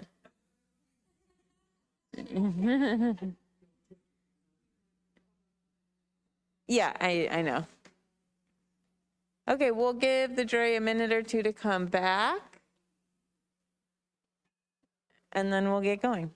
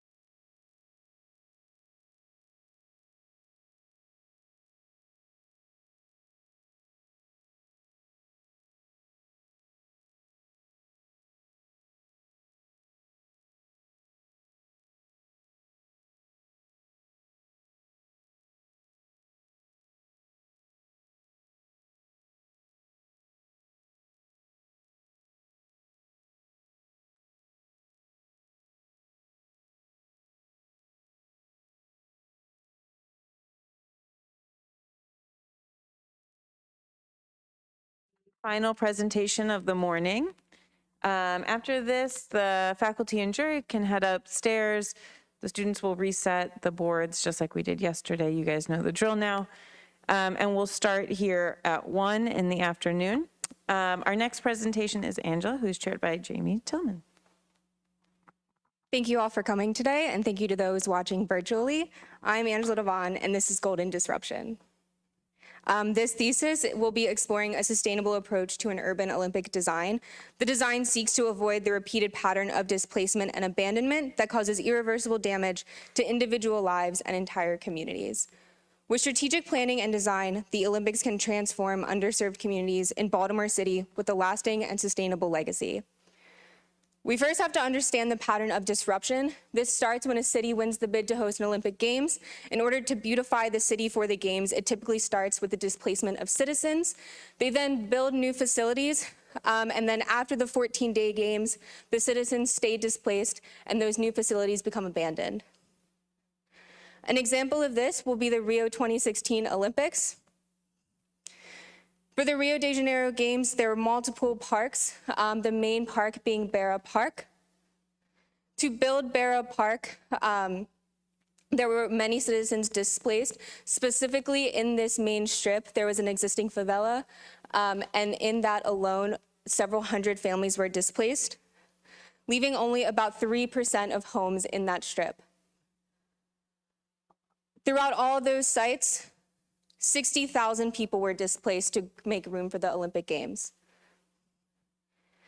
In Barra Park, the main athletic sites are located here, the Media Center, Rio Centro, which is where other athletics were held, and then the Olympic Village where the Olympians stayed. These were the new constructions of that game. So you can see that those new developments are slightly disconnected from the existing communities. The local communities are located in orange, and the closest ones located up at the top, I don't know if you can see that, up at the top here, they are disconnected by a various lane highway and now a very literal fence. So the community is not welcome in that area. This was the proposed legacy of that Games, meaning what the Games were supposed to look like after those 14 days. The legacy included 27 new projects that included commercial use, residential, and more athletics. None of that happened. Today, that athletic site is closed over safety concerns. The media center is demolished, and that Olympic Village is 93% vacant, showing that pattern of disruption. This thesis will break that pattern of disruption. It will facilitate growth in Baltimore City. It's going to provide community space and opportunities in education and food production. And it's going to transform underserved and impoverished communities. That takes the proposal to Baltimore City. So all around Baltimore City, in Maryland and Virginia, there are existing athletic facilities that can host all the Olympic Games. The furthest would be in Virginia Beach, and that could be surfing. And the main park for this proposal is going to be located right there in Baltimore City. And throughout Baltimore City, there are already existing facilities that could hold various events. So Baltimore City not only has all of these local facilities for games, but it's also a city that needs transformation. It's a city of social problems. It has a history of systemic racism, and all those negative effects are still being seen today. We can see the Baltimore White L, that is where the predominantly white population lives. We can see the Baltimore Black Butterfly, that's where the predominantly Black population lives. We can see the Baltimore Poverty Butterfly, where their citizens are living in poverty. And we can see that overlap between the Black Butterfly and the Poverty Butterfly. There's also scattered food deserts, and you can see that the chosen site sits right on top of a food desert. A food desert means that healthy food is not available. The median household income is at or below poverty. 30% of the households do not have a car, and the distance to a supermarket is more than a quarter mile. Overall, 22% of Baltimore City lives in poverty, making this site the perfect place for a transformative Olympic Games. The site specifically is Carroll Camden Industrial Area. This is the existing. The topography is relatively flat. The existing land use is predominantly industrial, nearly no residential. It's surrounded by local destinations like M&T Bank Stadium, Camden Yards, the B&O Railroad Museum, and Mount Clair Mansion, located in Carroll Park, just north of the site. There's existing transit in the site. Unfortunately, there are no pedestrian stops. It is a pedestrian rail, but no stops in the site. So what's going to happen is we're going to take that existing program, transform it into Olympic program, and then transform that into legacy program. The legacy program is the real transformative aspect of this project. And this is that legacy goal. So there are 3 elements I want to highlight in this legacy plan before moving on. First is located up at the top. This is what I am calling the Baltimore market, and that's going to be distribution of fresh food. The middle is a vertical farming education and community center. And the lower 2 elements are vertical farming facilities. These are the core elements of this thesis. So to understand why I'm implementing that program, we need to understand what's happening in the surrounding communities. First is Pigtown, the largest of the surrounding neighborhoods, 4,800 people, highest education, with only 18% without a high school degree, and various existing community program. Next is Mount Clair, 1,800 people, 43% without a high school degree, and very little existing community program. Carrollton Ridge, 2,300 people, 41% without a high school degree, and no existing community program.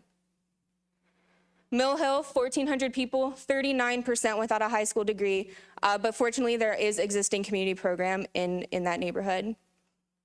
St. Paul, it's small but still important, 122 people, 45% without a high school degree, and no existing community program. Lastly is Westport, 1,200 people, 27% without a high school degree, and very little existing community program. So the Olympics is going to come to that site. It's going to bring thousands of jobs and train thousands for jobs. It's going to bring millions of dollars to the local economy, and it's going to upgrade local infrastructure. Again, we're going to take that existing, put an Olympic program, and then bring in that legacy transformation. So starting with the existing, we're going to take that industrial program and relocate it to one of the various existing industrial sites in or around Baltimore. We're going to save 2 buildings in that site, though. First is Montgomery Park, sitting higher up on that site. Montgomery Park is an 8-story Art Deco warehouse. It's already an existing adaptive reuse building. And then the second is these MTA bus division warehouses. They also were just recently renovated, and both of these buildings sit on that park, creating a beautiful space. They also stuck out in that industrial site because these buildings are quite beautiful. We're next going to infill that site with Olympic program. We're going to bring spaces like Olympic support, Olympic Village, the dining, and athletics. More specifically, we're going to bring the media center up to Montgomery Park. We're going to introduce light rail stations, Olympic housing, and Olympic dining halls. The dining halls located in those MTA bus division buildings, and then athletic venues down here, and then a volunteer and visitor center in the middle. And that's going to create places like the Olympic Village, Olympic Park, Montgomery Media. So this site, or this design started with adding pedestrian transit to the site, adding 3 new stations, allowing the communities and all Olympians and anybody who needs to come to that site to be able to get there accessibly and easily. Next is creating a green buffer. So this buffer is blocking the annoyance of that highway that sits adjacent to the site, and it's also starting to connect that existing park to the new park at the bottom of the site. Next is extending and adding to the existing street grid. This is going to enhance that infrastructure upgrade that the Olympics is going to bring. It's going to allow the existing streets to benefit from that as well. And then lastly is the addition of retail. Olympians are required to have specific retail, so adding those orange streets that extend into the existing neighborhoods allow those neighborhoods to benefit from that retail as well. And this is what the Baltimore Olympics could look like. So you can see the athletic facilities in the back, that volunteer and visitor center up front and center, right between 2 transit stops, making it very easy to spot, and then that Olympic Park in the middle hosting all the nation's flags. And then we bring in the legacy. I do want to note that the legacy and the Olympic plan look identical. Unlike Rio, there are no new projects, only transformative projects. So that legacy is going to have programs like mixed-use housing, community support, vertical farming, and the Baltimore market, which is going to distribute food. There's going to be mixed-use and mixed-income housing. There's going to be the vertical farming and community center. Montgomery Park is going to revert back to its original use. And then there's going to be vertical farming facilities. And that's going to create places like Carroll Camden Community, Phelps Park, Baltimore Market, and Baltimore Farming. And this is what that legacy could look like. So you can see the easy transformation from athletics to vertical farming, visitor center and volunteer center to vertical education and community center. And there that is again, the vertical farming towers anchoring down that community.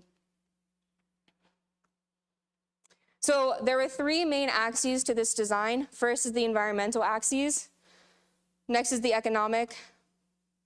And lastly is community. And within these 3 axes, there were 3 core elements: produce, educate, and distribute. So first we're going to look at the environmental axis. So there's an extension of green space that connects the new Carroll Camden community to that new green infrastructure, the vertical farming towers. And that green extension also connects the existing environmental spaces like the Chesapeake Bay and Carroll Park. And then the environmental impact of the production. So in these vertical farming facilities, there's going to be hydroponic vertical farming, and that's going to be able to utilize the existing bay water that these farming facilities are sitting on. And then they're also going to use photovoltaic panels to help make cleaner energy in that building. Next is the economic axis. And that really focuses in on those core elements of produce, educate, and distribute. So the production of vertical farming, it produces quite a bit. This is the study of just one vertical farm, and I'm going to be using lettuce as an example. So one vertical farming tower, or one vertical farming facility, can produce over 1 million pounds of lettuce for one harvest.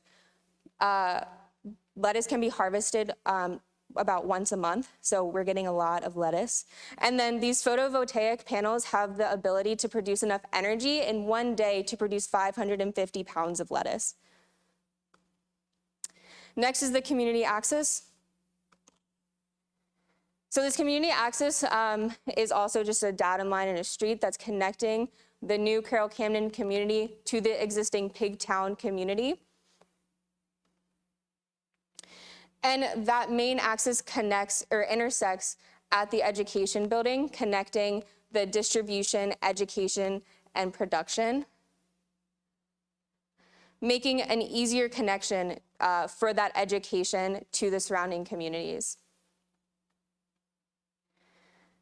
So the community is benefiting quite a bit from the production, education, and distribution. For distribution, as noted before, the production of the vertical farming can produce quite a bit, and then that's going to be distributed to the community. Mount Clair neighborhood only needs 362 pounds of lettuce to feed the entire neighborhood. Again, just the solar panels alone can produce 550 pounds in one day. So that community can be fed by these vertical farming towers. And then next, that community is really benefiting from the education aspect of this produce, educate, and distribute. So again, this education center sits at the intersection of community and those core elements. They all connect right there, making the perfect spot for that building. And then that building is going to extend. It's going to extend long ways and up. That's going to allow that community connection to still go through that intersection. And then it's going to extend out, making that connection even stronger between distribution, education, and production. And this is what that building could look like. So the first 2 floors for Olympic program would be like Olympic administrative stuff. So Olympians can go check in there. Volunteers can go check in there. That's where they could go if they have any problems. The legacy program is going to be a community center. It's going to have youth spaces and senior spaces. And this is what that lobby could look like. The 3rd and 4th floor for Olympic program would be volunteer training spaces. And then for the legacy, that is where you would have your vertical farming education spaces. So where the community can come and learn how to use those vertical farming facilities.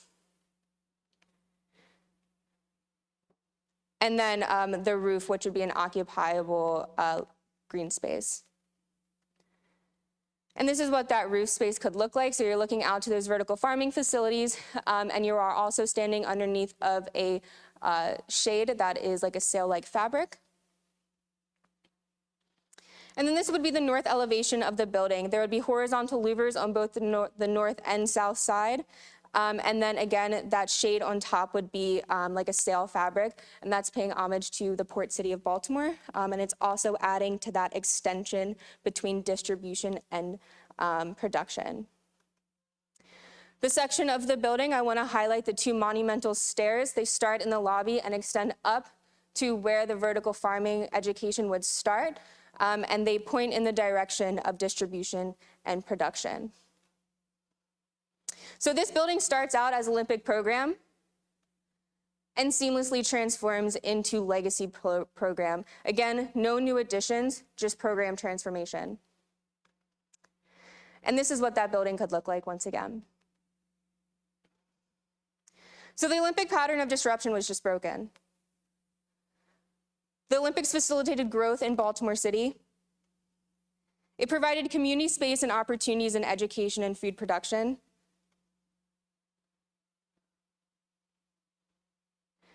And the Olympic Games transform an underserved and impoverished community. Thank you.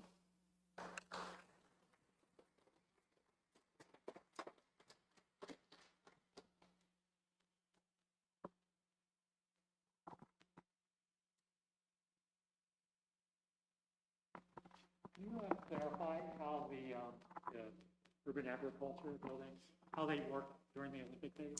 Yeah, so What actually happens to them? Yeah, so I'm picturing them as pretty standard like warehouse type buildings, and you would have temporary stadium seating inside, and then there could be athletics like gymnastics or basketball or something very open and court-like inside.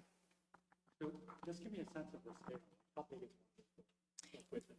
Yeah, so it's 272,000 square feet. So it's like 500 by 600. They're very big, and they're based off of. I got that size from existing like gymnastic facilities that the Olympics made. So.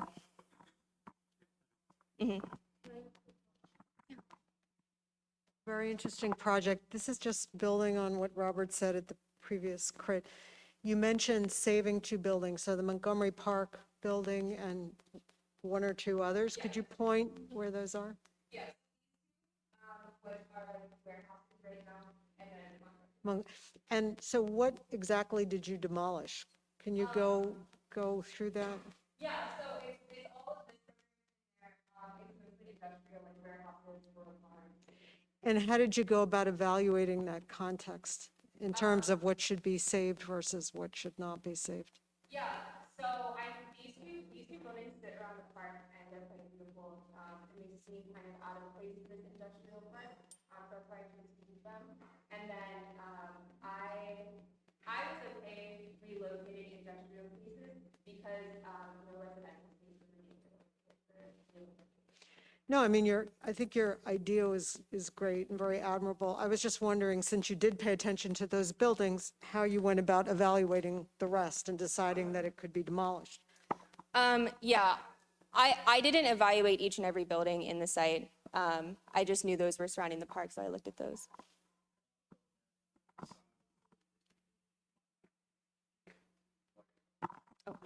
Sorry. I'm just anecdote here, a comment here. I was just, the existing size of some of those buildings might not have been conducive to the new program that you're introducing as well. So I imagine that factored into, or could have factored into your decision to not save everything, but be selective, yeah.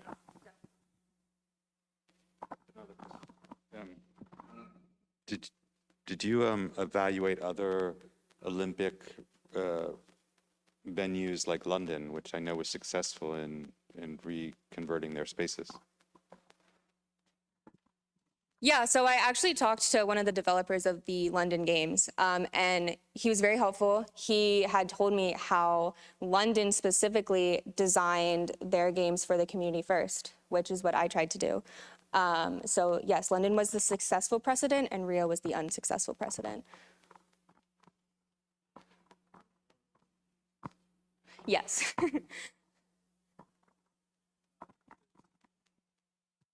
Does your plan include an Olympic stadium? No, so that's part of this new like transformative idea. I mean, the stadiums are right there about as well building as well. And what was your analysis on like how to place the appropriate scale buildings in relationship to the existing context? Yeah. So the Olympic housing consists of townhomes, which Baltimore is known for, and mid-rise housing. The highest, I believe, is five stories, so it's not large. The largest are the vertical farming facilities, but they are quite distanced from the surrounding, and they fit in line with those athletic facilities. So I feel like they fit into the context pretty well, and then they're also right by that highway, so not disrupting much of the smaller scale.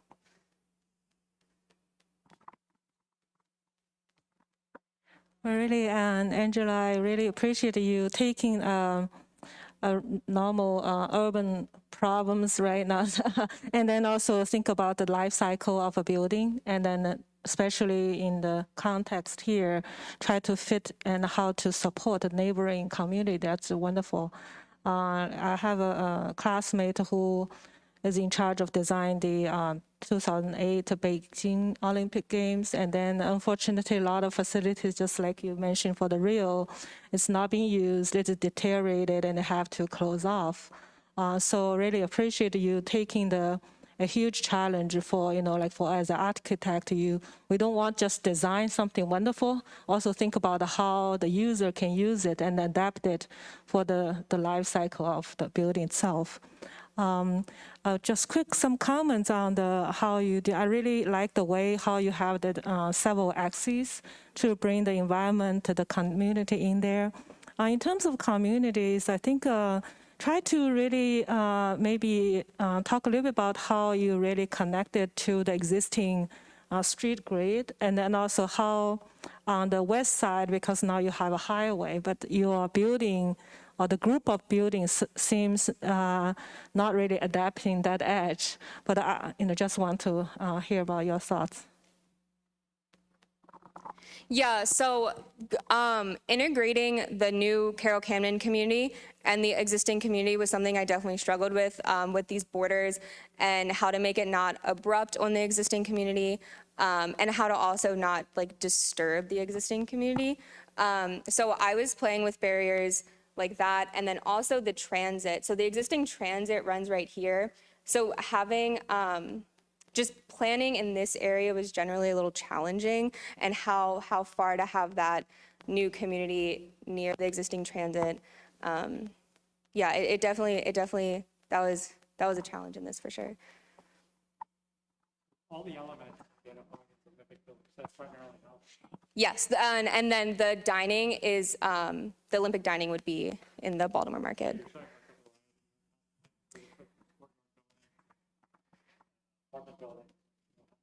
Yeah, they go from row houses to about 5-story like mid-rise apartments, and then some are mixed use. The retail streets would be mixed use. And I'm picturing them as mixed income and mixed use for legacy.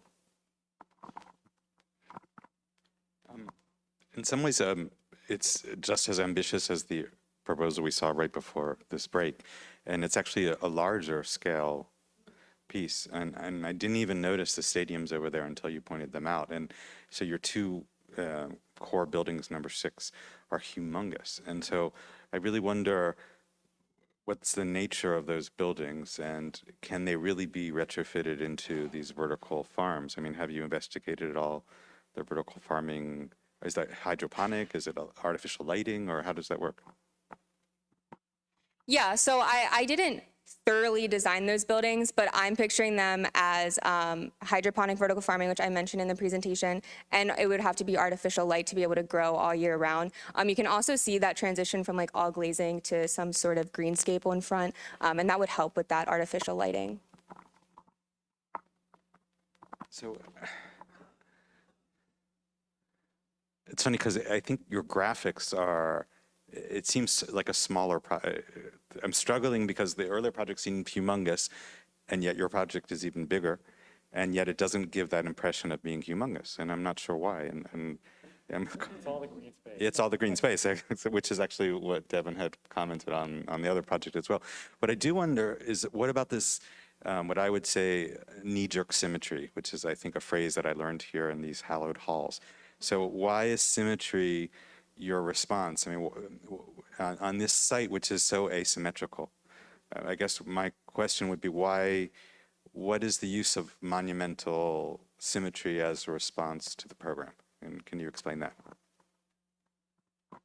Yeah, honestly, symmetry is something I also struggled with all semester.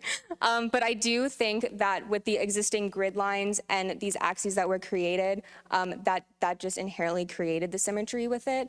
And that the building being somewhat symmetrical in plan, nearly symmetrical in plan, kind of just still reinforces the idea. It doesn't hinder it. So I didn't see it as a problem. There's some nice moments of asymmetry. Yeah. One of the things I was going to say that I really appreciate, one of the things I really appreciate, the actual, what's it called, the visitor and volunteer center that later becomes the community center. I mean, the position of that, I think, is actually really clever in that it relates to all the different axes, and it really is a central focus point of this entire scheme. And I really appreciate that you've created this kind of iconic, very memorable image for a building there that actually literally, that's the building that's on the postcard, that's what you remember. And even in the way that you've articulated it with the shades and all that speaks to the qualities and intentions of the whole program for sustainability and all that. I think that piece as that one moment in that big green is, I think, really, really strong. And, the fact that part of it is anchored by the historic buildings where everyone will join to eat, I think in many ways it's extremely clear the way you've organized everything. I think some of the edges maybe start to feel a little bit rigid because it's all so orthographic that I wonder if there's, like on some of those courtyard buildings, the residential, like I wonder if you would open up the courtyard to the green and not to another building, and start to let it relax a little bit to engage a little bit more with the nature and the site. I think it's been almost like a little bit hyper rational, but yet there's still these moments where it breaks down and becomes quite pleasant. So, I appreciate that. And the amount of green and the place where the stops are and the reconnection of the pedestrian circulation, I think that's all pretty wonderful stuff. And why did you pick the visitor center as the piece to develop? Yeah. So it kind of started with the legacy. So I knew what the community needed. I knew what I wanted to give the community. And it was then, how can this building transform into the Olympic? How can I backstep? And every Olympic design I looked at, it has some center, it has somewhere, people have to come somewhere. And then I learned about all the volunteers that come, and it was perfect. It went from training to training. So it made that seamless transition. So I appreciate your level of research and trying to understand the socioeconomic conditions in Baltimore, particularly your pointing out of the white L and the black butterfly. There's a lot of development that's going on in Baltimore, and unfortunately, West Baltimore is being excluded in that. And so with that, I'm curious on why you held back on adding new buildings to the legacy plan. And the reason why I say that is because just being familiar with Pigtown, it's very dense and it has a lot of small scale housing. A lot of the row homes there are under 1,000 square foot, under 1,000 square feet, but it's very dense. And your solution sort of provides a lot more open space that sort of, I don't want to say the word disrupts, but it disrupts the density that's already existing there. And I think one of the things, especially when there are a lot of institutional partners that come into Baltimore, Johns Hopkins being one of the most prevalent, when they tend to develop, what ends up happening is that the surrounding community gets excluded through open space. And in the case of Johns Hopkins, that open space is just vacancy. And so you seem to sort of divide your plan between open space in the middle and small pockets of density on the edges. And so I'm just wondering, what are your thoughts on why you decided to be a little bit more hesitant to adding new development to create more density in your legacy plan? So I was hesitant in adding new program or new construction to the legacy plan because of those precedents that I studied of too much transformation between Olympic and legacy and it not happening and it leaving the community in disarray and abandonment. So using it more as just programmatic and not building more program seemed to be a more successful idea, the way I saw it. And yeah, I do think that altogether these communities could benefit from more green space. Right now, Mount Clair isn't super accessible, or Carroll Park isn't super accessible to the surrounding neighborhoods. There is no access on this upper part to the other neighborhoods. So adding in these transit stops to this new green space, I think makes that more accessible. So dense maybe wasn't exactly what I was going for, if that answers the question. I want to kind of play off on that a little bit. I do think I hear your reasoning, but I do think future-wise, because I think this is a really successful project, but I do think sort of a phased approach of what could happen after this sort of settles in could be quite successful and help you sort of address some of these edges as was previously mentioned. A comment I wanted to make again, I think this is a really successful project. I think everybody else on the panel sort of identified some things that could be improved. But overall, I think this is a great project and a project that's necessary. I want to push you a little bit on the program, though, because I think the program is really what's going to allow you to merge this sort of physical asset with the community.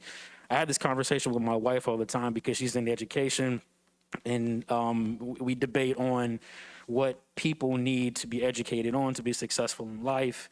You mentioned all these sort of statistics early on about, you know, the levels of education within the existing community. And so I think where this project can expand is education in a variety of things. Introducing things like, you know, community college or trades, things like that.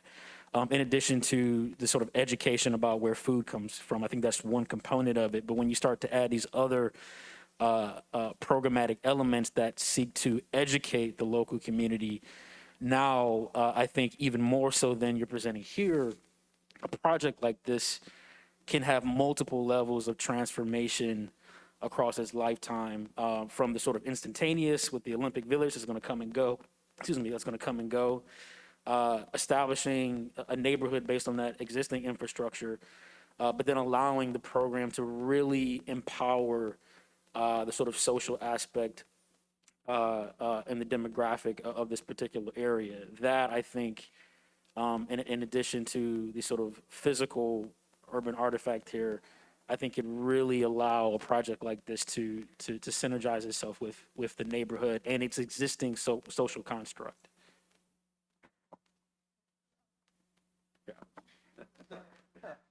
I'm closer, I guess. So thank you very much for your presentation, Angela. And I'm torn because on one level, I find the images that you produce very seductive and quite pleasant to be in. But when I study the spaces in plan and in section, it seems like the perspectives are utopian in their desire, and that there seems to be a shift in scale. So when I look at your large-scale renderings, the buildings seem much closer than I think they really would be in reality, and it's partly because of the manipulation of the size of the people. Now, I understand they're all Olympians, and so they may be bigger than I am, but I think there's a little bit of a manipulation there to change the scale. I also think it's a kind of utopian project because we don't get into the specifics of like this agricultural vertical farming that you're doing and how that transformation takes place from one building type to the other, and what it would entail to make that plausible.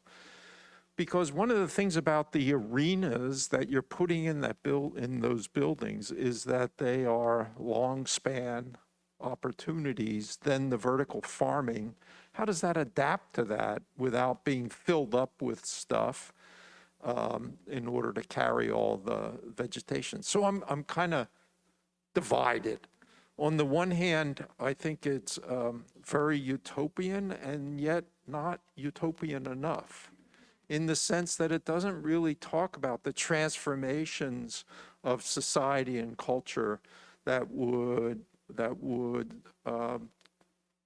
go beyond the kind of idyllic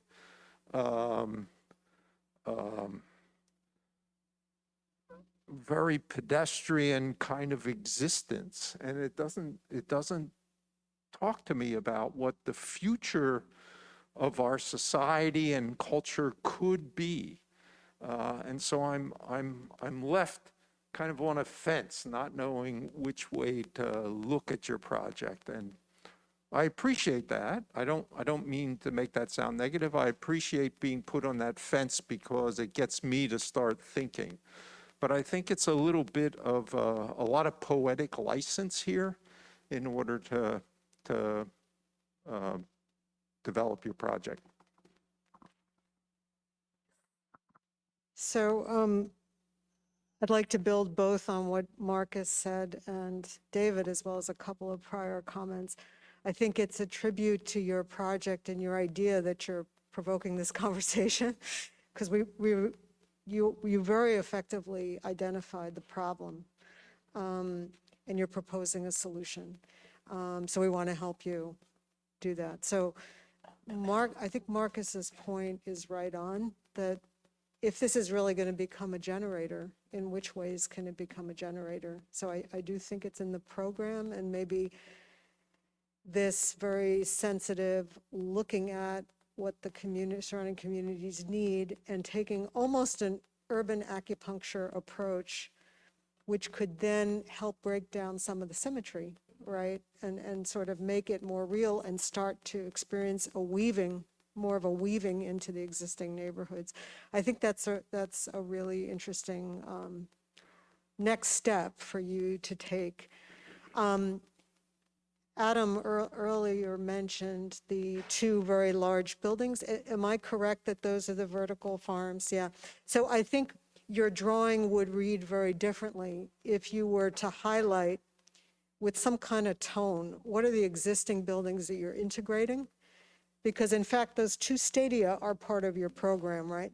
So if there were a particular color on that and a color on the Montgomery building and those other two buildings that you're saving, and that somehow this starts to be woven into the surrounding fabric, I think it would not only read more strongly, but it would also suggest other design directions.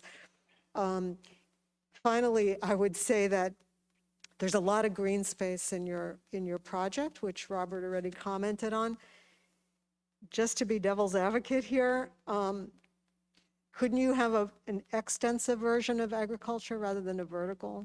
Right, so that a landscape of agriculture, sort of like in the unused industrial sites in many deindustrializing cities, could start to spread through and like thread through some of, not only sort of colonize those existing green spaces, but start to thread through the neighborhoods as well.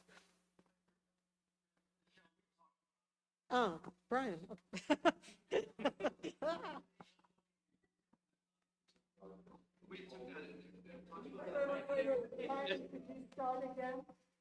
I feel that one of the things that is a kind of consequence of the thesis is that the development to the west is very isolated and not sutured in with the city. It's almost as though it's a little pocket all off by itself. And I would have liked to have seen a plan that showed over time how some of that green space, which is perhaps excessive in an urban situation, might be able to be woven back into the fabric that is more evident to the east, and make something that ends up being a little bit more sutured. I use the word suture because that's much on my mind at the moment. Together, and it is along that vertical axis that which is also where my scar is. That I can imagine these two worlds coming together. It's a very handsome scar on my knee. So there you go. But I think it would make it more congruous. Otherwise, it seems like it's kind of floating off in the distance, and it is partly a consequence of the landscape. And you know, as you said, Michelle, maybe the landscape could be thought of as transforming into something productive, as opposed to just ornamental. Thank you.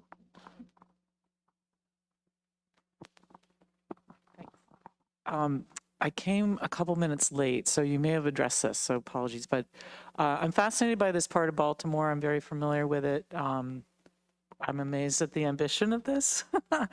My husband was involved in renovating Montgomery Park, so I'm aware. Like I was trying to remember, that footprint didn't look familiar, but the main building is that small. Yeah. And it's huge. It's 1 million square feet. So I was just looking at the aerial, kind of like trying to understand what I know of this area. And obviously this is a vast improvement. what happened to the Horseshoe Casino that the state just forked over all that money to build? Yeah, I think that, so I think that your project would have, it's an awful building. It's a terrible program. I hate it. I wish we didn't have gambling in Maryland.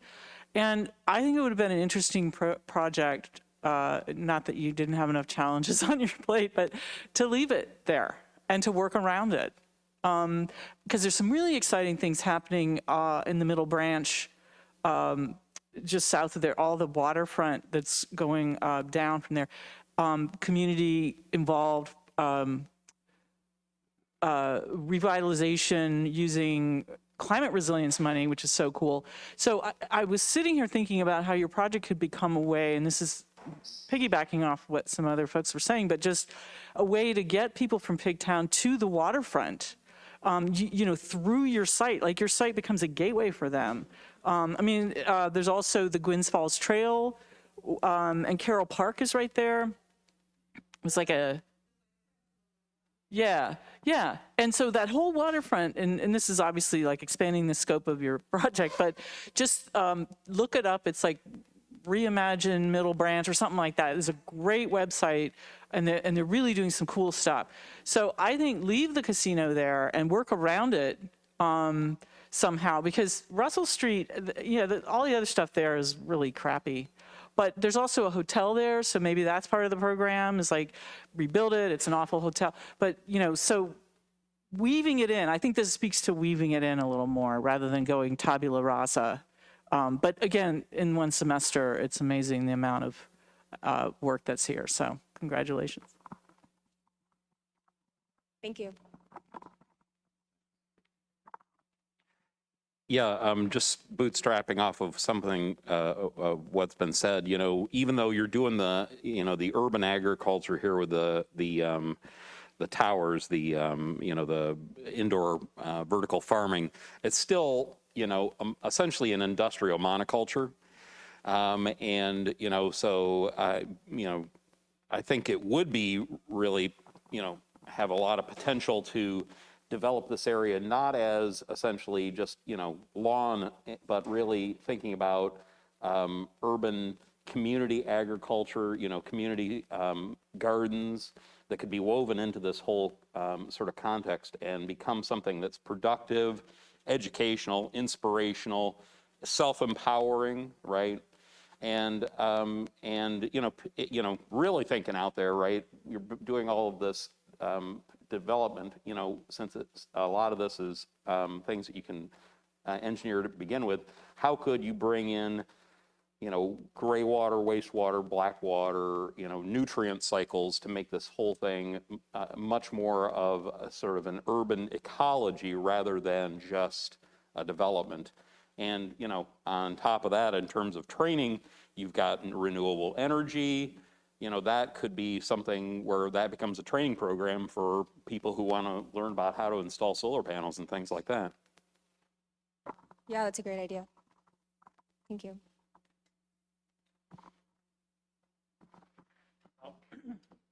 Just offer thinking about like improving this. I've probably said this before, but there's a lot of synergies between Baltimore and Detroit. I'll offer a precedent for you to look at. It's unclear if it'll be successful or not, but I think it's just as ambitious for some of the reasons that Michael was bringing up. This sort of train station in Detroit is sort of becoming Ford's sort of EV capital, and they're bringing a lot of this sustainable infrastructure, water infrastructure because it's close to the water, people infrastructure because it's off of a rail line. So it has a lot of synergies, but also the same sort of, not quite as large as this, but a really large scale. And so it kind of strikes me as sort of like a campus that's trying to, a campus that starts off, but then is trying to transform itself into being a part of the fabric, which I think is something that this project in Detroit is trying to do as well, trying to become a campus to sort of invigorate some energy, but then also trying to figure out how to merge itself with the surrounding neighborhood, which is, in this particular context, is pretty vacant, similar to this. So that might be a precedent project to sort of look at, to get some ideas about how to, integrate other things within the surrounding context into the infrastructural element of the project as well. Again, I will reiterate, I think a lot of, outside of the architecture stuff, a lot of this is, I think, really programmatically based, that again, I think will help you respond to a lot of the things that other people have said about suturing and all that stuff, so. Thank you.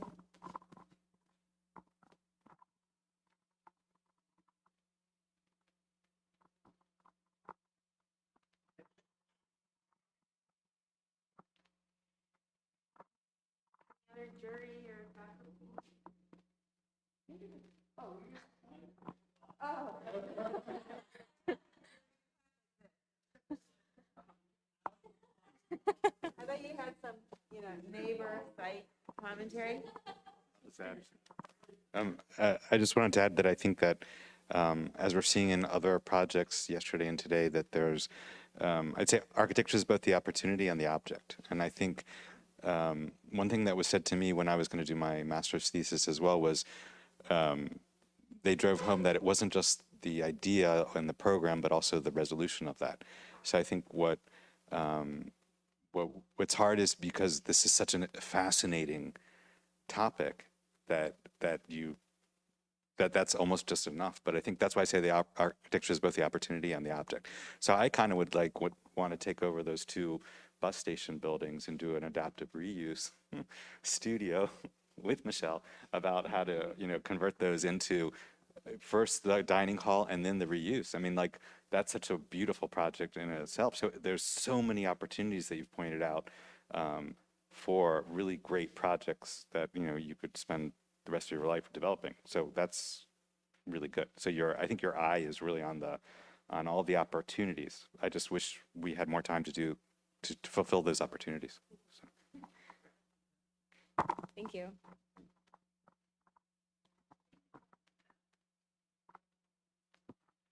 Okie doke. So thank you so much for being here and for all of your wonderful feedback.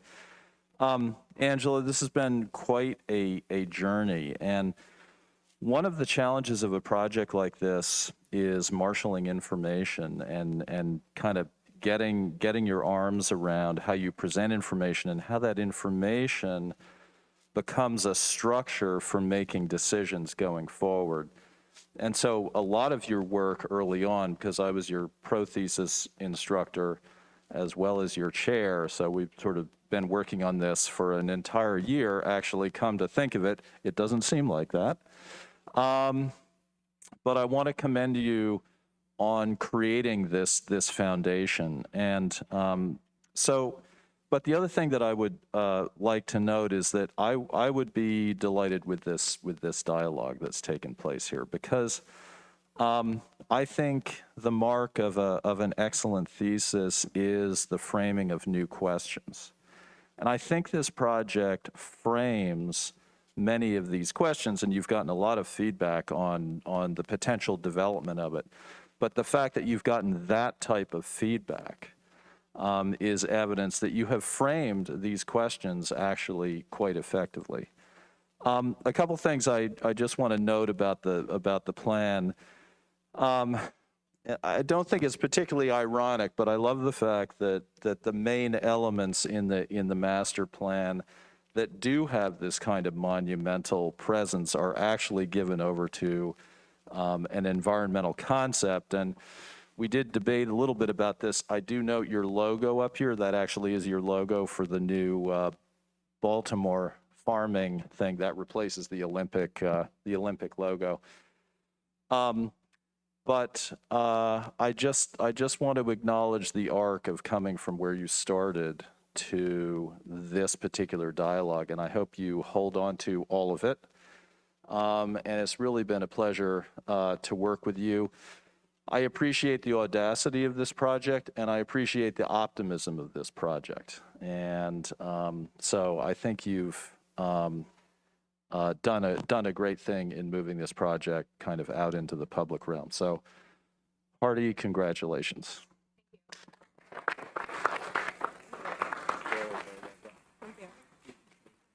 Thank you. Okay, wonderful morning. Congratulations to the thesis students who presented. We will take a 1-hour intermission break. We'll be here at 1, and the students will reset, and we'll convene. Thank you. Oh, thank you to our jury also so much for joining us for the morning. Some of you guys will stay, some will have new people joining us, so there'll be, a kind of new jury in the afternoon, but thank you to the jury for spending time with us, and see you guys at 1.